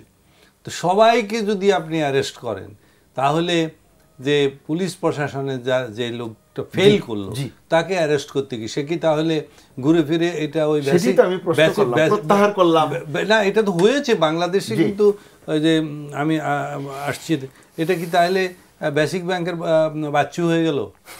বেসিক ব্যাংকের আব্দুল্লাহ বাচ্চু যে 56টা কেস হয়েছে, বহু লোক অ্যারেস্ট হয়েছে, জেনারেল ম্যানেজার হয়েছে, কিন্তু তাকে কেউ জিজ্ঞেস করে না, তার বিরুদ্ধে কোনো ওইভাবে কোনো কেস হয় নাই, কোনো চার্জশিট হয় নাই। এখন প্রফেসর আনোয়ার হোসেন সাহেব যেটা বলছেন যে একটা বই লিখেছিল 1400 ইয়েতে, একজন লেখে, সে বলছে এটা করছে। বাংলাদেশে কিন্তু আমরা তো 500 বছর এগিয়ে গেছি, 550। আমাদের কিন্তু আর বই লেখার দরকার নেই। আমরা প্রিসাইজলি জানি কে এটার জন্য রেসপন্সিবল, কে এইভাবে করতে হবে। এখন তাকে আপনি ধরবেন কিনা, তাকে কি পুরস্কৃত করবেন না তিরস্কৃত করবেন তাকে, অথবা ইয়াসির আহমেদ যেটা বলেছেন, কি শব্দ প্রয়োগ করে কিভাবে করে তাকে বাঁচিয়ে নেবেন। এখন তাকে যেটা করা হবে দেখেন চেষ্টা করা হবে, সাকসেসফুল হয় কিনা সেটা বলা যায় না, কারণ এই ক্ষেত্রে মাননীয় প্রধানমন্ত্রী যেহেতু উনি সিগন্যাল দিয়ে দিচ্ছেন যে এটা করতে হবে, একটা ভয়ভীতি আছে। এখন পলিটিক্যাল এবং পলিটিক্যাল পার্টি বা শাসক দল এবং যে শাসকের যে প্রশাসন, যেই মানে কোয়ার্সিভ আউটপিট অফ দ্য গভর্নমেন্ট, তাদের মধ্যে নার্ভের খেলা চলবে। এ ভিতরে চাপ দিবে, এ বলবে যে না করতে হবে, ও বলবে করলে আমার অসুবিধা হবে। এগুলি করে আলটিমেটলি হয়তো যে এই যে তদন্ত এগুলির কথা অনেক কথা বলছে না, যে তদন্ত করে দেখবো, খতিয়ে দেখবো। ভাই তদন্তের কথা আমি বলছি যে ইভেন রিসার্চে আমার কি বলে প্রফেসর সাহেব ভালো করে জানেন, এখন রিসার্চে পর্যন্ত যেখানে সবচেয়ে বেশি সময় লাগে সেখানে র্যাপিড রিসার্চ মেথড এসে গেছে। তাহলে আপনার র্যাপিড ইনভেস্টিগেশন স্কিম হবে না কেন? যে ঠিক আছে তদন্তই করতে হবে, সকালে দিবে, বিকালে রিপোর্ট দিবে, আজকাল যেরকম ডায়াগনস্টিক ইয়েতে দেয়, এবং রাত্রের মধ্যে ইয়ে হবে, কিন্তু সেটা হবে না। তদন্ত রিপোর্ট আসবে, এটাকে আমরা বলি, শোনেন, এটাকে রিসার্চের ইয়ে দেওয়া নন বাইন্ডিং কনস্ট্রেন্ট, মানে খুব শক্তভাবে তাকে ইয়ে দেওয়া হবে, কিছু হবে না।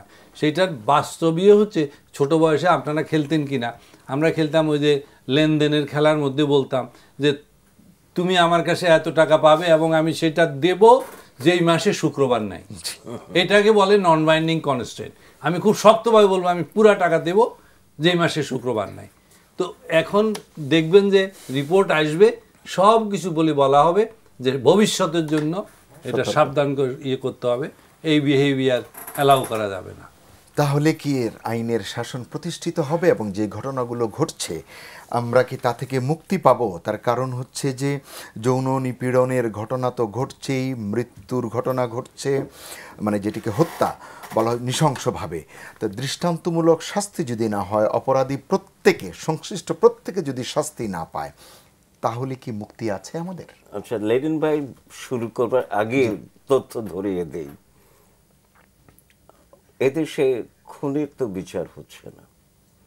সাগররুনি হত্যাকাণ্ডের বিচার 7 বছরের বেশি, 63 বারের বোধহয় প্রতিবেদন পেছানো হয়েছে। তনুমিতু হারিয়েই গেল, ত্বকির কথা ভুলেই গেলাম, কিন্তু সবগুলো হত্যাকাণ্ডের পেছনে কে আছে, কারা আছে সবাই জানি আমরা, তারপরে বিচার হচ্ছে না। তো সেই জন্য ভয় লাগে নুসরাতের ব্যাপার। অবশ্য মাননীয় প্রধানমন্ত্রী যেখানে সহানুভূতি জানিয়ে বাবা, ভাই বোন, ভাইকে ডেকেছেন, কিছুটা আশা। মাননীয় প্রধানমন্ত্রীর যে সিগন্যাল, যে মেসেজ যেটি তিনি দিয়েছেন, এবং তিনি তো কখনোই এটি বিশ্বাস করবার কোনো কারণই নেই যে তিনি শুধু বলবার জন্য বলেছেন।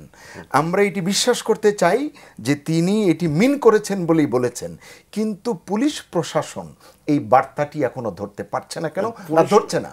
পুলিশ প্রশাসন না, এটা ভুল, ক্লিয়ার সবাই বুঝে। এবং আমি আপনাকে লিখে দিলাম, কিছু কিছু কেসে ফেসে যায়, এই কেসে 6-7 জনের ভালো শাস্তি হবে, এটা সম্পর্কে আপনি গ্যারান্টিড একদম।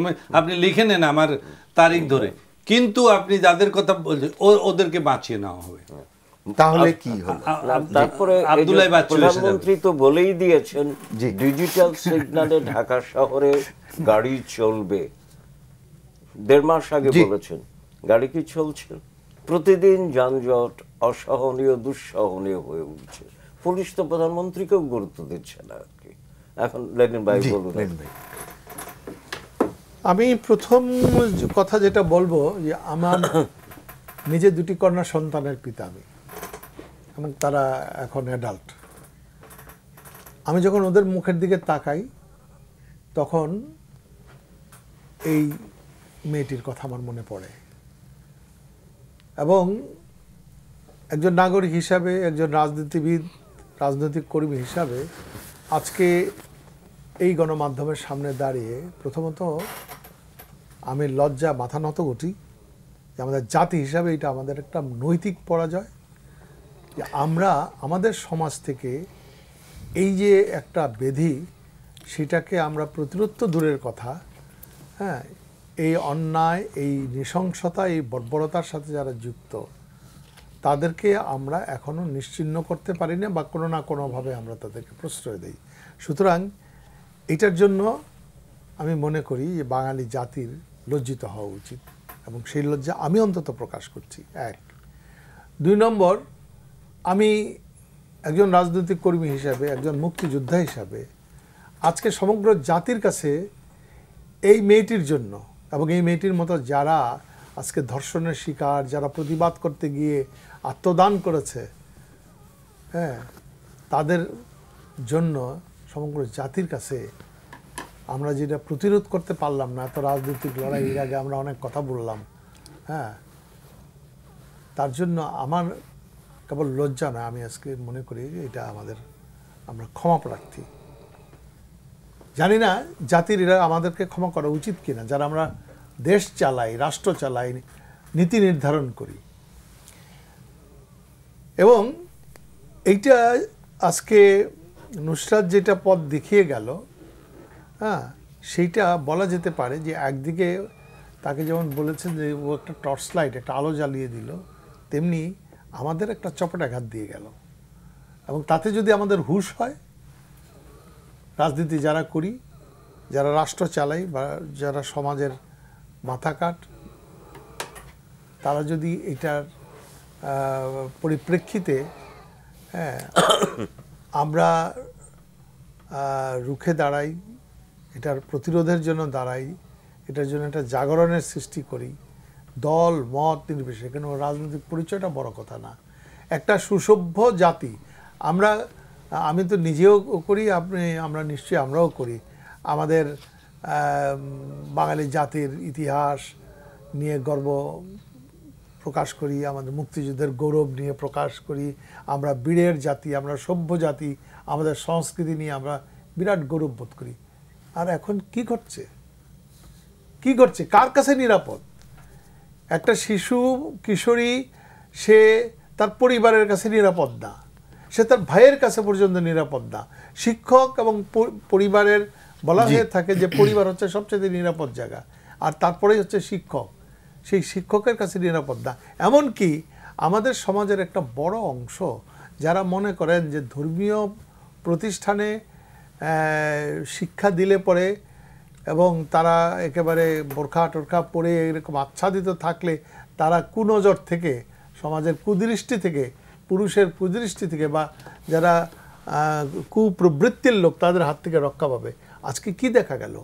যে এই ধরনের সবচেয়ে নৃশংস বর্বরতার ঘটনাটা ঘটলো একটা মাদ্রাসায়, এবং একজন মাদ্রাসার অধ্যক্ষ, এবং সেই অধ্যক্ষ আবার জামাত, আর তার পিছনে মদতদাতারা সকল সর্বদলীয় বলা যেতে পারে এক অর্থে।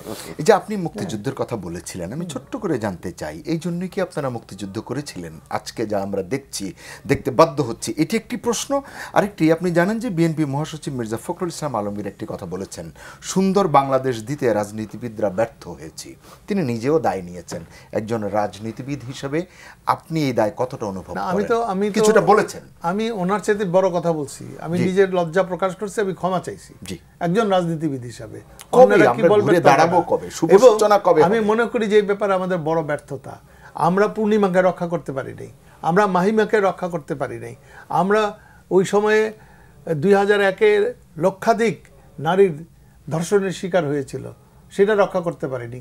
তখন আমরা বিরোধী দলে ছিলাম এবং আমরা খুব প্রতিবাদ করেছি যে এই ঘটনার পুনরাবৃত্তি আমরা হতে দেব না। আমরা 10 বছর রাষ্ট্র পরিচালনা করছি, আমার দল ক্ষমতায় আছে, আমার প্রধানমন্ত্রী ক্ষমতায় আছে, তিনি একা কি করবেন? তারপরেও এটার তো বন্ধ হয় নাই। এই কথা তো আমি জোর দিয়ে বলতে পারি না যে আমাদের 10 বছরের ক্ষমতায় আছি সুতরাং আমাদের দেশে মেয়েরা এখন নিরাপদ।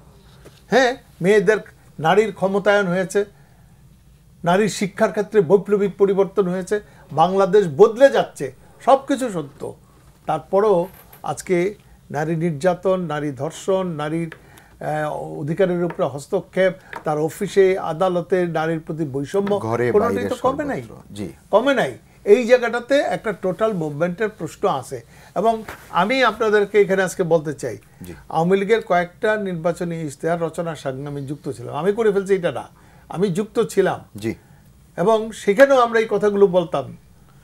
আমি আজকে বলি যে ভবিষ্যতে যে কোনো রাজনৈতিক দলের কোনো নির্বাচনী ইশতেহার হোক আর অঙ্গীকার হোক, তাদের প্রধান অঙ্গীকার হওয়া উচিত যে আমার সন্তান, আমার মা বোনদের নিরাপত্তা বিধান করব। সেটি তো আমরা কেবল অধিকার না, কেবল ক্ষমতায়ন না, আমরা তাদেরকে, আমার কাছে মেয়েরা পুরুষের কাছে নিরাপদ, বাড়িতে নিরাপদ, অফিসে নিরাপদ, রাস্তায় নিরাপদ, এই নিশ্চয়তা আমরা করব। এই অঙ্গীকার আজকে সমগ্র জাতির কাছে আমাদের করা উচিত। জি মান্না ভাই, শুধু পুরুষের কাছে না, মেয়েদের কাছেও নিরাপদ মেয়েরা, কারণ এরিয়াতে তো দুইটা মেয়েও ধরা পড়ছে। জি জি মান্না ভাই, এই যে আপনার নিরাপদ নয় মেয়েরা এবং রাজনৈতিক কর্মীরা বা রাজনীতিবিদরা যদি নির্বাচনী ইশতেহারে এটি প্রতিশ্রুতি দেন যে তারা এটি রক্ষা করবেন, কিন্তু আমরা দেখছি যে ক্ষমতায় থেকে মাননীয় প্রধানমন্ত্রী যখন নির্দেশনা দিচ্ছেন তারপরও একই ধরনের ঘটনা ঘটছে।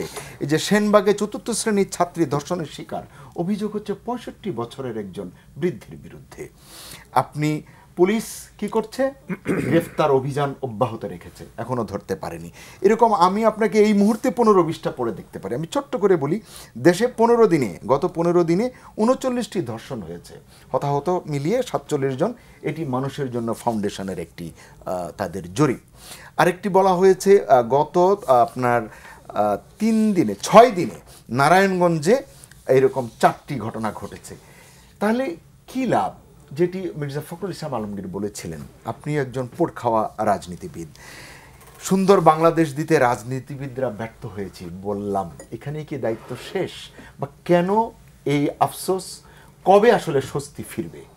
শুভ সূচনা কি হবে? আপনি এখন আমাকে প্রশ্নটা করলেন বেশ লম্বা করে সময় নিয়ে। আর এর আগেও যে কয়েকবার বলেছেন, ওদের 3বার প্রধানমন্ত্রীর কথা বলেছেন, উনি এরকম করে বললেন। আমি যা বুঝতে পারছি না যেটিকে এইরকম করে বিশেষভাবে আপনার কয়েকবার করে বলতে হচ্ছে কেন? না, এটা বলতে হচ্ছে এই করে নাকি? আমি এই জিনিসটা বলতে চাই মান্না ভাই, উনি বলবার পরে উনি বললেই যে হয়েই যাবে এরকম ধরে নিয়েছিলেন কেন? সেইখানে প্রবলেম কেন ধরছে সেটি আপনাদের কেন ধরছেন আগে আমি জিজ্ঞেস করছি, কেন ধরছেন? জি, মানে কাউকে এরকম একটা ইমিউনিটি দেওয়ার জন্য আমাদের কোনো দায়িত্ব নেওয়া তো উচিত নয়। কেউই ইমিউনিটির ঊর্ধ্বে না, কিন্তু আমার বিতর্কটা ওই জায়গায় না। প্রথম কথা হচ্ছে, আমি কিন্তু ধরেন লেনিন ভাই যেভাবে বললেন তার ইমোশনের সাথে একদম সম্পূর্ণভাবে একমত আছি। তার অ্যানালিসিসটার সাথে আমি মোটামুটি একমত আছি। একটা জায়গায় আবার কিছু কথা বলা আছে, আমি সেটা বলবো। প্রধানত যেটা আছে সেটা বলবো, সেটা আপনিও বলেছেন, সাদেদ ভাই বলেছেন, সেটার সাথে আমি একমত আছি। কিন্তু আমি এরকম করে ভাবি, ধরেন আমি যদি কেরালার কথা ভাবি, এখনও কেরালা তো আমাদের সামনে খুব বেশি দূর না। এখন আমি ইন্টারনেটে গিয়েও খোঁজখবর দিতে পারি যে কেরালাতে কী অবস্থা চলছে। সমস্ত ইন্ডিয়ার মধ্যে থেকে একটা রাজ্যই তার অর্থনীতি বদলে দিয়েছে। কেরালা একটা মডেল হয়ে গেছে to the whole world of, মানে কি একটা কল্যাণ রাষ্ট্রের ইয়েতে, যেখানে দারিদ্র এবং ধনের বৈষম্য কমে গেছে, সোশ্যাল সিকিউরিটি বেড়েছে, নারীর মর্যাদা বেড়েছে। কিংবা আপনি যে ভুটানের প্রধানমন্ত্রী কয়েকদিন আগে চলে গেলেন, ভুটান তো ইটসেলফ যেখানে গ্রস ন্যাশনাল হ্যাপিনেস দিয়ে তাদের বাপা হচ্ছে, পরিবর্তন করা সম্ভব। এখন মির্জা ফখরুল ইসলাম আলমগীর কী বুঝে বলেছে সেটা আমি বুঝি জানি না। রাজনীতিবিদরা যদি মনে করি আমরা আমাদের ব্যর্থতা স্বীকার করে খুব বড় হয়ে গেলাম, সেটা কোনো কাজের কাজ আমি মনে করছি না। আমাদের কাজ হলো আমরা যে পরিবর্তন করতে পারবো, এই কনফিডেন্স যদি থাকে তাহলে করেন রাজনীতি, আর কনফিডেন্স না থাকলে রাজনীতি করেন না। রাজনীতিবিদই তো বদলাবে, এটা পুলিশ বদলাবে না, তা তো বোঝাই যাচ্ছে। আর্মি কতবার ক্ষমতা নিয়েছে, তারা বদলাতে পারেনি। বিউরোক্রেসি একা দেশ চালিয়ে বদলাতে পারবে না, পলিটিশিয়ানদেরই বদলাতে হবে। অতএব আমি প্রথম এটা বলতে চাই, এইটা বদলানো সম্ভব। কিন্তু যেরকম করে মনে করছেন প্রধানমন্ত্রী বললেই বদলে যাবে, আপনার কথার মধ্যে আছে যিনি বললেই হচ্ছে না। আমার জানেন এই কথাটা বিশ্বাস করতে কষ্ট হচ্ছে। প্রধানমন্ত্রী বললে হয় না, গত 10 বছর এরকম খুব কম ঘটনা আছে। এই একটার সময় আমি দেখছি যার পরে সম্মিলিতভাবে স্বীকার করছেন হচ্ছে না। কেন পরিবহনের ক্ষেত্রে দেখেছি, পরিবহনের উনি সব কিছু বললে হয় না, তো একটা উদাহরণ বানাবার দরকার কি? উনি সব কথা পারেন না, সব কাজ পারেন না, কোনো মানুষের পক্ষে এরকম করে পারা সম্ভব নয়। এবং এর মধ্যেও দেখতে হবে কোন কোন কারণে সম্ভব নয়। আমি আমার কথা বলবো, সবাই বলেছে। আমি আর একটা বলি, আপনি যেখান থেকে শুরু করেছেন, আপনি 1994 যান, ইয়াসমিনের ঘটনা দিনাজপুরে যেটা হয়েছে, তখন কারা ক্ষমতায় ছিল, কী হয়েছে? বিচার একটা হয়েছিল। সেই বিচারের পরেও কিন্তু একদম পুলিশ সরাসরি সারা রাত ধরে মেয়েটাকে ধর্ষণ করেছিল, তারপর মেরে ফেলেছিল।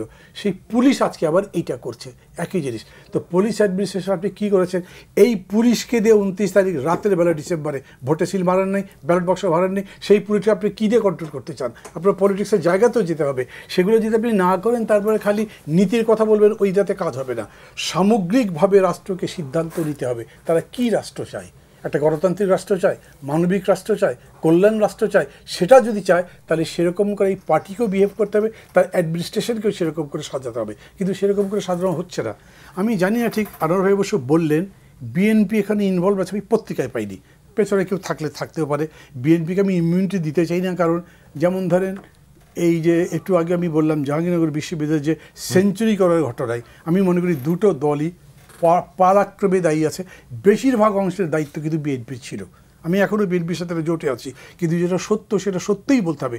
সেটা যদি আমি তাকে কোনো কিছু আচ্ছাদন দিয়ে ডিফেন্ড করতে চাই, তাহলে আমি সত্যের কাছে যেতে পারবো না।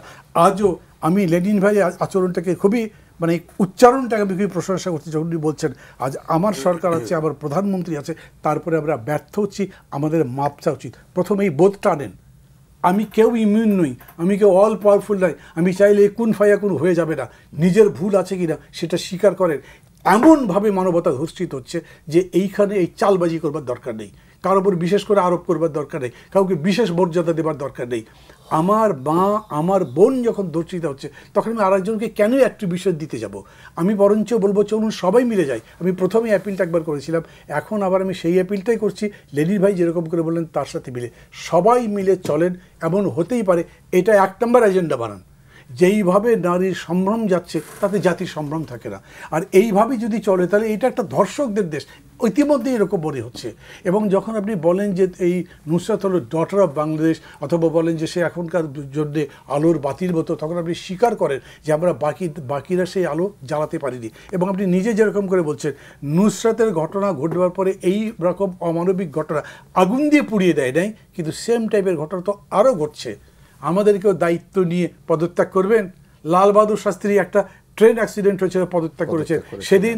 নৌকাডুবির কারণে সেখানকার মন্ত্রী পদত্যাগ করেছেন। আমাদের কোনো সরকার কেবল কৃতিত্বের বাইরে নিজেদের দায়িত্ব স্বীকার করতে রাজি হন না।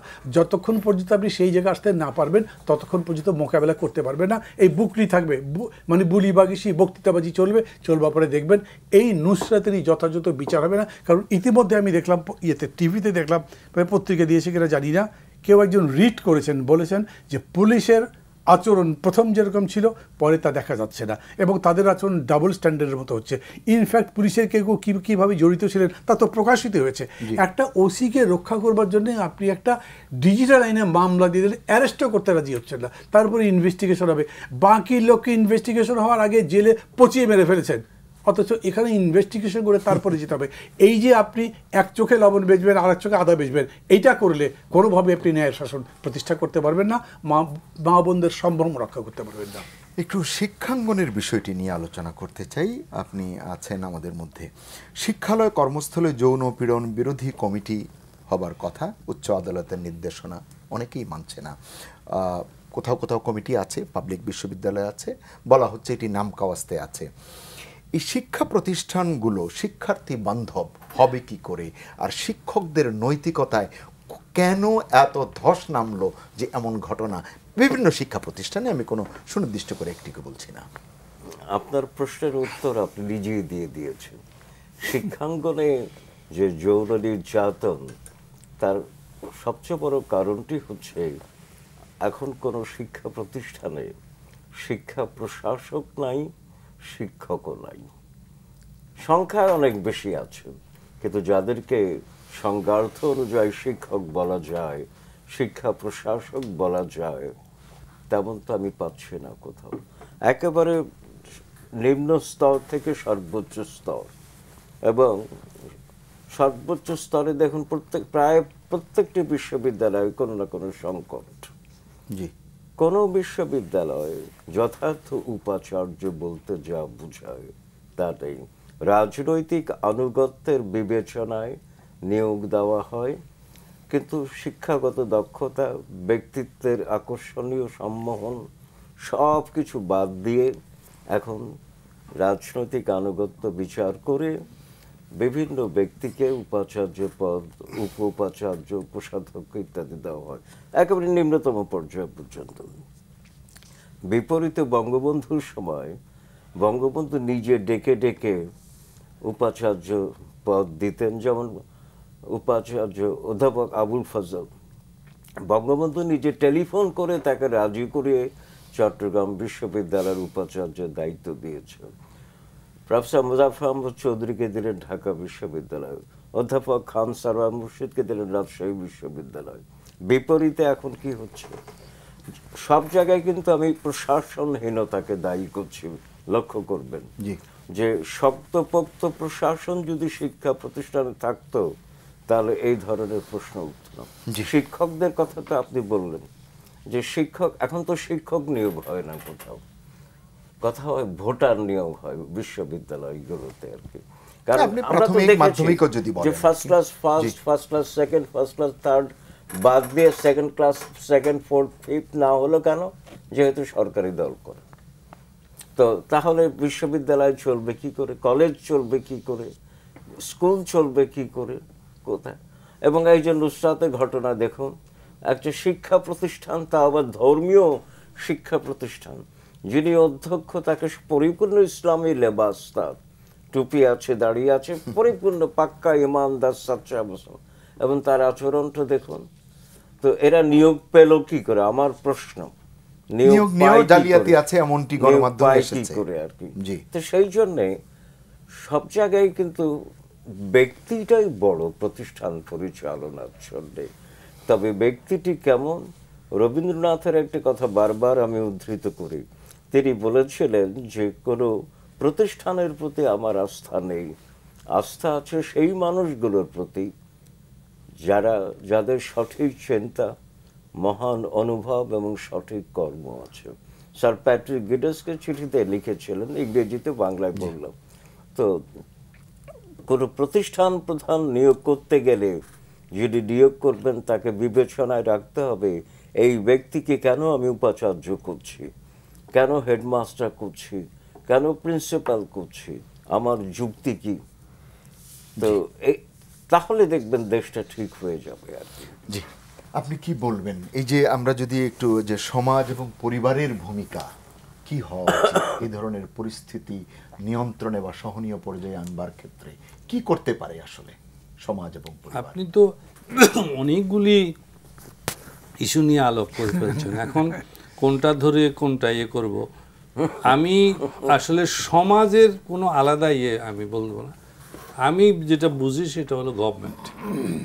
হয়তো মেবি বিকজ আমি গভর্নমেন্টে অনেক দিন কাজ করেছি বলে যত কিছুই করার ইয়ে আলটিমেটলি গভর্নমেন্টকে করতে হয় এসব দেশে। কারণ আমাদের রাষ্ট্রীয় ব্যবস্থায় সরকার অসীম ক্ষমতাশালী। আমি বলি যদি ইয়ে থাকে, মাইনরিটি থাকে, যে তোমাদের দুর্গা 10 হাত, সরকারের 100 হাত, যাই কিছু সলিউশন করতে হয় সরকারের করতে হবে, এবং এটাকে আমরা টেকনিক্যাল ভাষা বলবো একটা গভর্নমেন্টাল কম্প্যাক্ট লাগে, মানে সরকারের যত অঙ্গ প্রত্যঙ্গ সব মিলে একসাথে ডিসাইড করতে হয়, এবং যদি সরকার চায় সেটা হবে। সরকার চেয়েছিল উপজেলা করতে, উপজেলা হয়ে গেছে বাংলাদেশে। সরকার খেয়াল আছে যে ডিস্ট্রিক্টগুলি তো বেশি দিন আগের ব্যাপার না, ডিস্ট্রিক্ট করতে চেয়েছিল মহকুমাকে, ডিস্ট্রিক্ট হয়ে গেছে। যেইটা সরকার চাইছে সেটা তো হয়, এটা আমরা দেখেছি। তো এই ধরনের পরিস্থিতি তাহলে কি না, আমি আসছি। তো আপনি কথা বলছেন যে অমুকের কথা শুনে না, অমুকের কথা শুনে। আমার হলো সরকার যেমন এই যে নকলবন্ধ অনেক কমে গেছে, কারণ কম্প্যাক্ট সবাই মিলে বসে মিটিং করছে।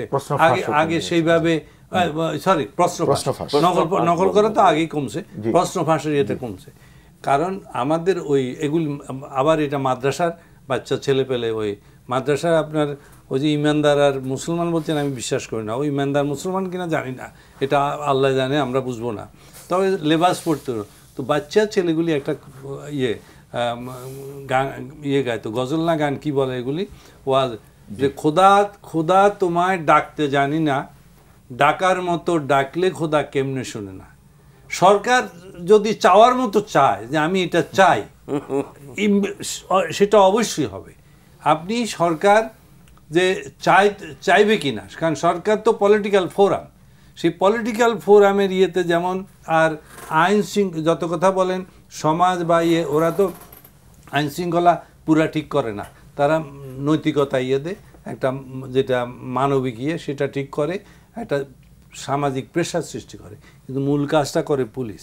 আর পুলিশকে আপনারা বলছেন যে পারে না, কেন পারে না? একজন এডিটর লিখছে, আমি পড়ে শোনাই একটু ভালো করে। রাজনৈতিক নেতাদের ক্ষমতায় টিকে থাকা এবং দুর্নীতির মাধ্যমে সম্পদের পাহাড় গড়ার হাতিয়ার পুলিশ। এটা আমার কথা না, একজন।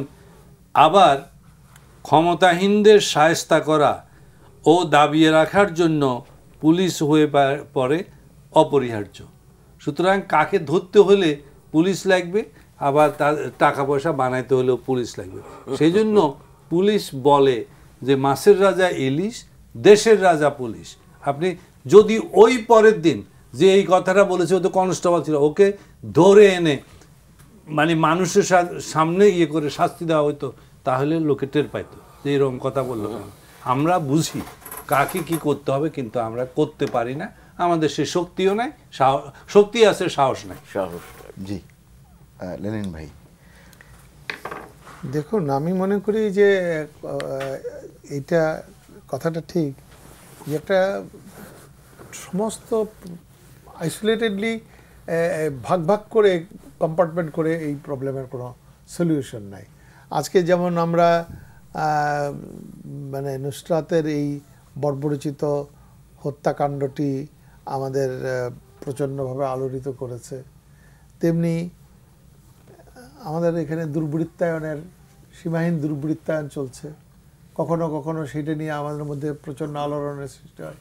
আবার কখনো মাদক আমাদের সামনে এমন ইস্যু হয়ে দাঁড়ায়, যখন মাদকের বিরুদ্ধে জিরো টলারেন্সের জন্য মাদক সেবী বা মাদক ব্যবসায়ীদের ধরে বিনা বিচারেও তো তাদের মানে হত্যা হয়েছে। কিন্তু কোথাও তো কোনো মানে আমি দেখি যে আপনার গোটা সমাজে একদিকে যেমন এটা একটা ডায়ালেকটিক্যাল ব্যাপার, একদিকে যেমন উন্নয়ন হচ্ছে, একদিকে যেমন শিক্ষার প্রসার করছে, একদিকে যেমন মানুষের জীবনযাত্রার মান উন্নত হচ্ছে, অ্যাভেলেবিলিটি বাড়তেছে, একদিকে যেমন ধরেন যে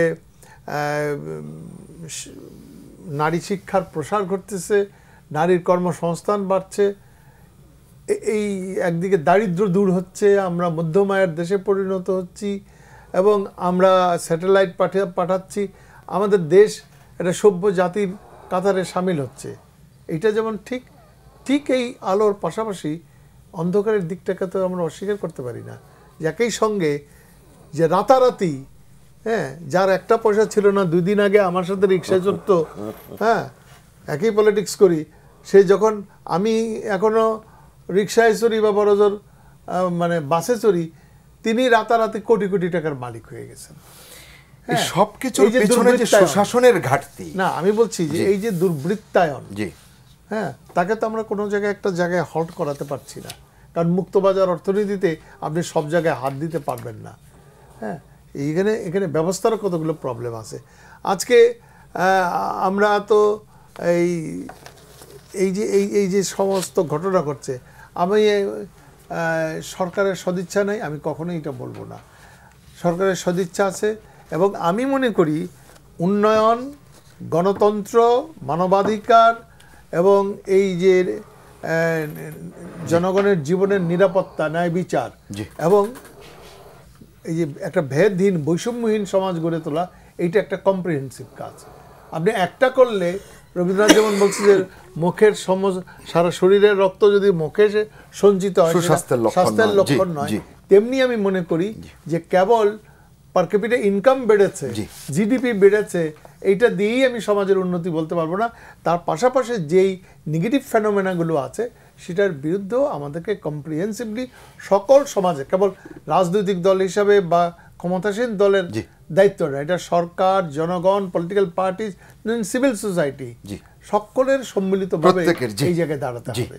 আমরা একেবারে শেষের দিকে চলে এসেছি, শেষ করতে চাই। আজকে যা আলোচনা করলাম, আলোচনার প্রেক্ষিতে আমার যে জায়গাটিতে মনে হয়েছে সময় থাকলে হয়তো আর একটু বিস্তারিত আলোচনা করতাম আপনাদের প্রত্যেকের সঙ্গেই। সুশাসনের ঘাটতি আমরা খুব দেখছি। এটি সরকার বলেছে যে তারা এটি করবে, কিন্তু কতটা দৃশ্যমান হচ্ছে, শেষ কথা কি বলবেন? জি সংক্ষেপে। বঙ্গবন্ধু আওয়ামী লীগের কর্মীদেরকে, নেতাদেরকে একটা কথা বলতেন যে আত্মসমালোচনা করুন, আত্মসংযম করুন, আত্মশুদ্ধি করুন। তো আজকে আমি সেই একই কথা বলবো যে বঙ্গবন্ধুর মতো করে মাননীয় প্রধানমন্ত্রী শেখ হাসিনা আওয়ামী লীগকে বলুক, ছাত্রলীগকে বলুন যে আত্মসমালোচনা, আত্মসংযম, আত্মশুদ্ধি করুন, তাহলেই সুশাসন ফিরে আসবে। 30 সেকেন্ডে আপনি কি বলবেন? মানে সুশাসনের জন্য কি করতে হবে? তা না হলে তো আমরা সুফল তো এইটা তো আমি অনেকবার বলেছেন, আজকে অনেকবার বলেছি। সুশাসনের জন্য যেটা লাগবে দুর্নীতিমুক্ত মানবিক শাসন এবং অন্তর্ভুক্তিমূলক গণতান্ত্রিক ন্যায় আচার, এই 6টা জিনিস যদি হয় সুশাসন হবে। মান্না ভাই কতক্ষণ বলবো? একটু বলুন। 30 সেকেন্ড আছে, 40 সেকেন্ড বলুন। না, আমি আরো কম সময়ের মধ্যে বলছি। জি বলুন। 10.5 কোটি মানুষের ভোট যারা রাতের আঁধারে ডাকাতি করে নিয়ে গেছে, ওরা সুশাসন দিতে পারবে না। আপনাদের 4 জনকে ধন্যবাদ জানাচ্ছি আলোচনায় অংশ নেবার জন্য। সুপ্রিয় দর্শক, আপনাদেরও ধন্যবাদ জানাচ্ছি। তবু তো আশায় বুক বাঁধতেই হবে, কারণ আমরা ব্যর্থ হলে প্রজন্ম কখনো আমাদের ক্ষমা করবে না। আমরা ব্যর্থ হতে চাই না। যেখানে যা ঘাটতি আছে এমন আলোচনা বিভিন্ন গণমাধ্যমে হচ্ছে, বিভিন্ন টেলিভিশনে হচ্ছে, পত্রপত্রিকায় লেখালেখি হচ্ছে, সোশ্যাল মিডিয়ায় মতামত দেয়া হচ্ছে, পরামর্শ দেয়া হচ্ছে। শুনবার ইচ্ছা থাকলে, ইতিবাচকভাবে গ্রহণ করে তা বাস্তবায়নের সদিচ্ছা থাকলে নিশ্চয়ই আমরা বন্দরে পৌঁছতে পারবো, যেখানে সত্যিকারের আলোর রেখা আমরা দেখতে পাবো এবং সাফল্য আমরা অর্জন করতে পারবো। আমরা বিশ্বাস করতে চাই সরকার যারা দায়িত্বে আছেন তারা যেভাবে প্রতিশ্রুতি দিয়েছেন মানুষকে, সেই প্রতিশ্রুতি তারা পূরণ করবেন এবং সত্যিকার অর্থে বাংলাদেশে নুসরাতের মতো মেয়েরা অকালে প্রাণ হারাবে না, নির্যাতিত হবে না, নিপীড়নের শিকার হবে না। সংশ্লিষ্ট যারা আছেন পুলিশ সহ প্রশাসনের সকলকেই নিজ নিজ জায়গা থেকে দায়িত্ব পালন করতে হবে। মনে রাখতে হবে তাদের ঘরেও মেয়ে আছে, বোন আছে। আপনাদেরকে আবারও ধন্যবাদ জানাচ্ছি। সবাই ভালো থাকুন, সুস্থ থাকুন, নিরাপদে থাকুন।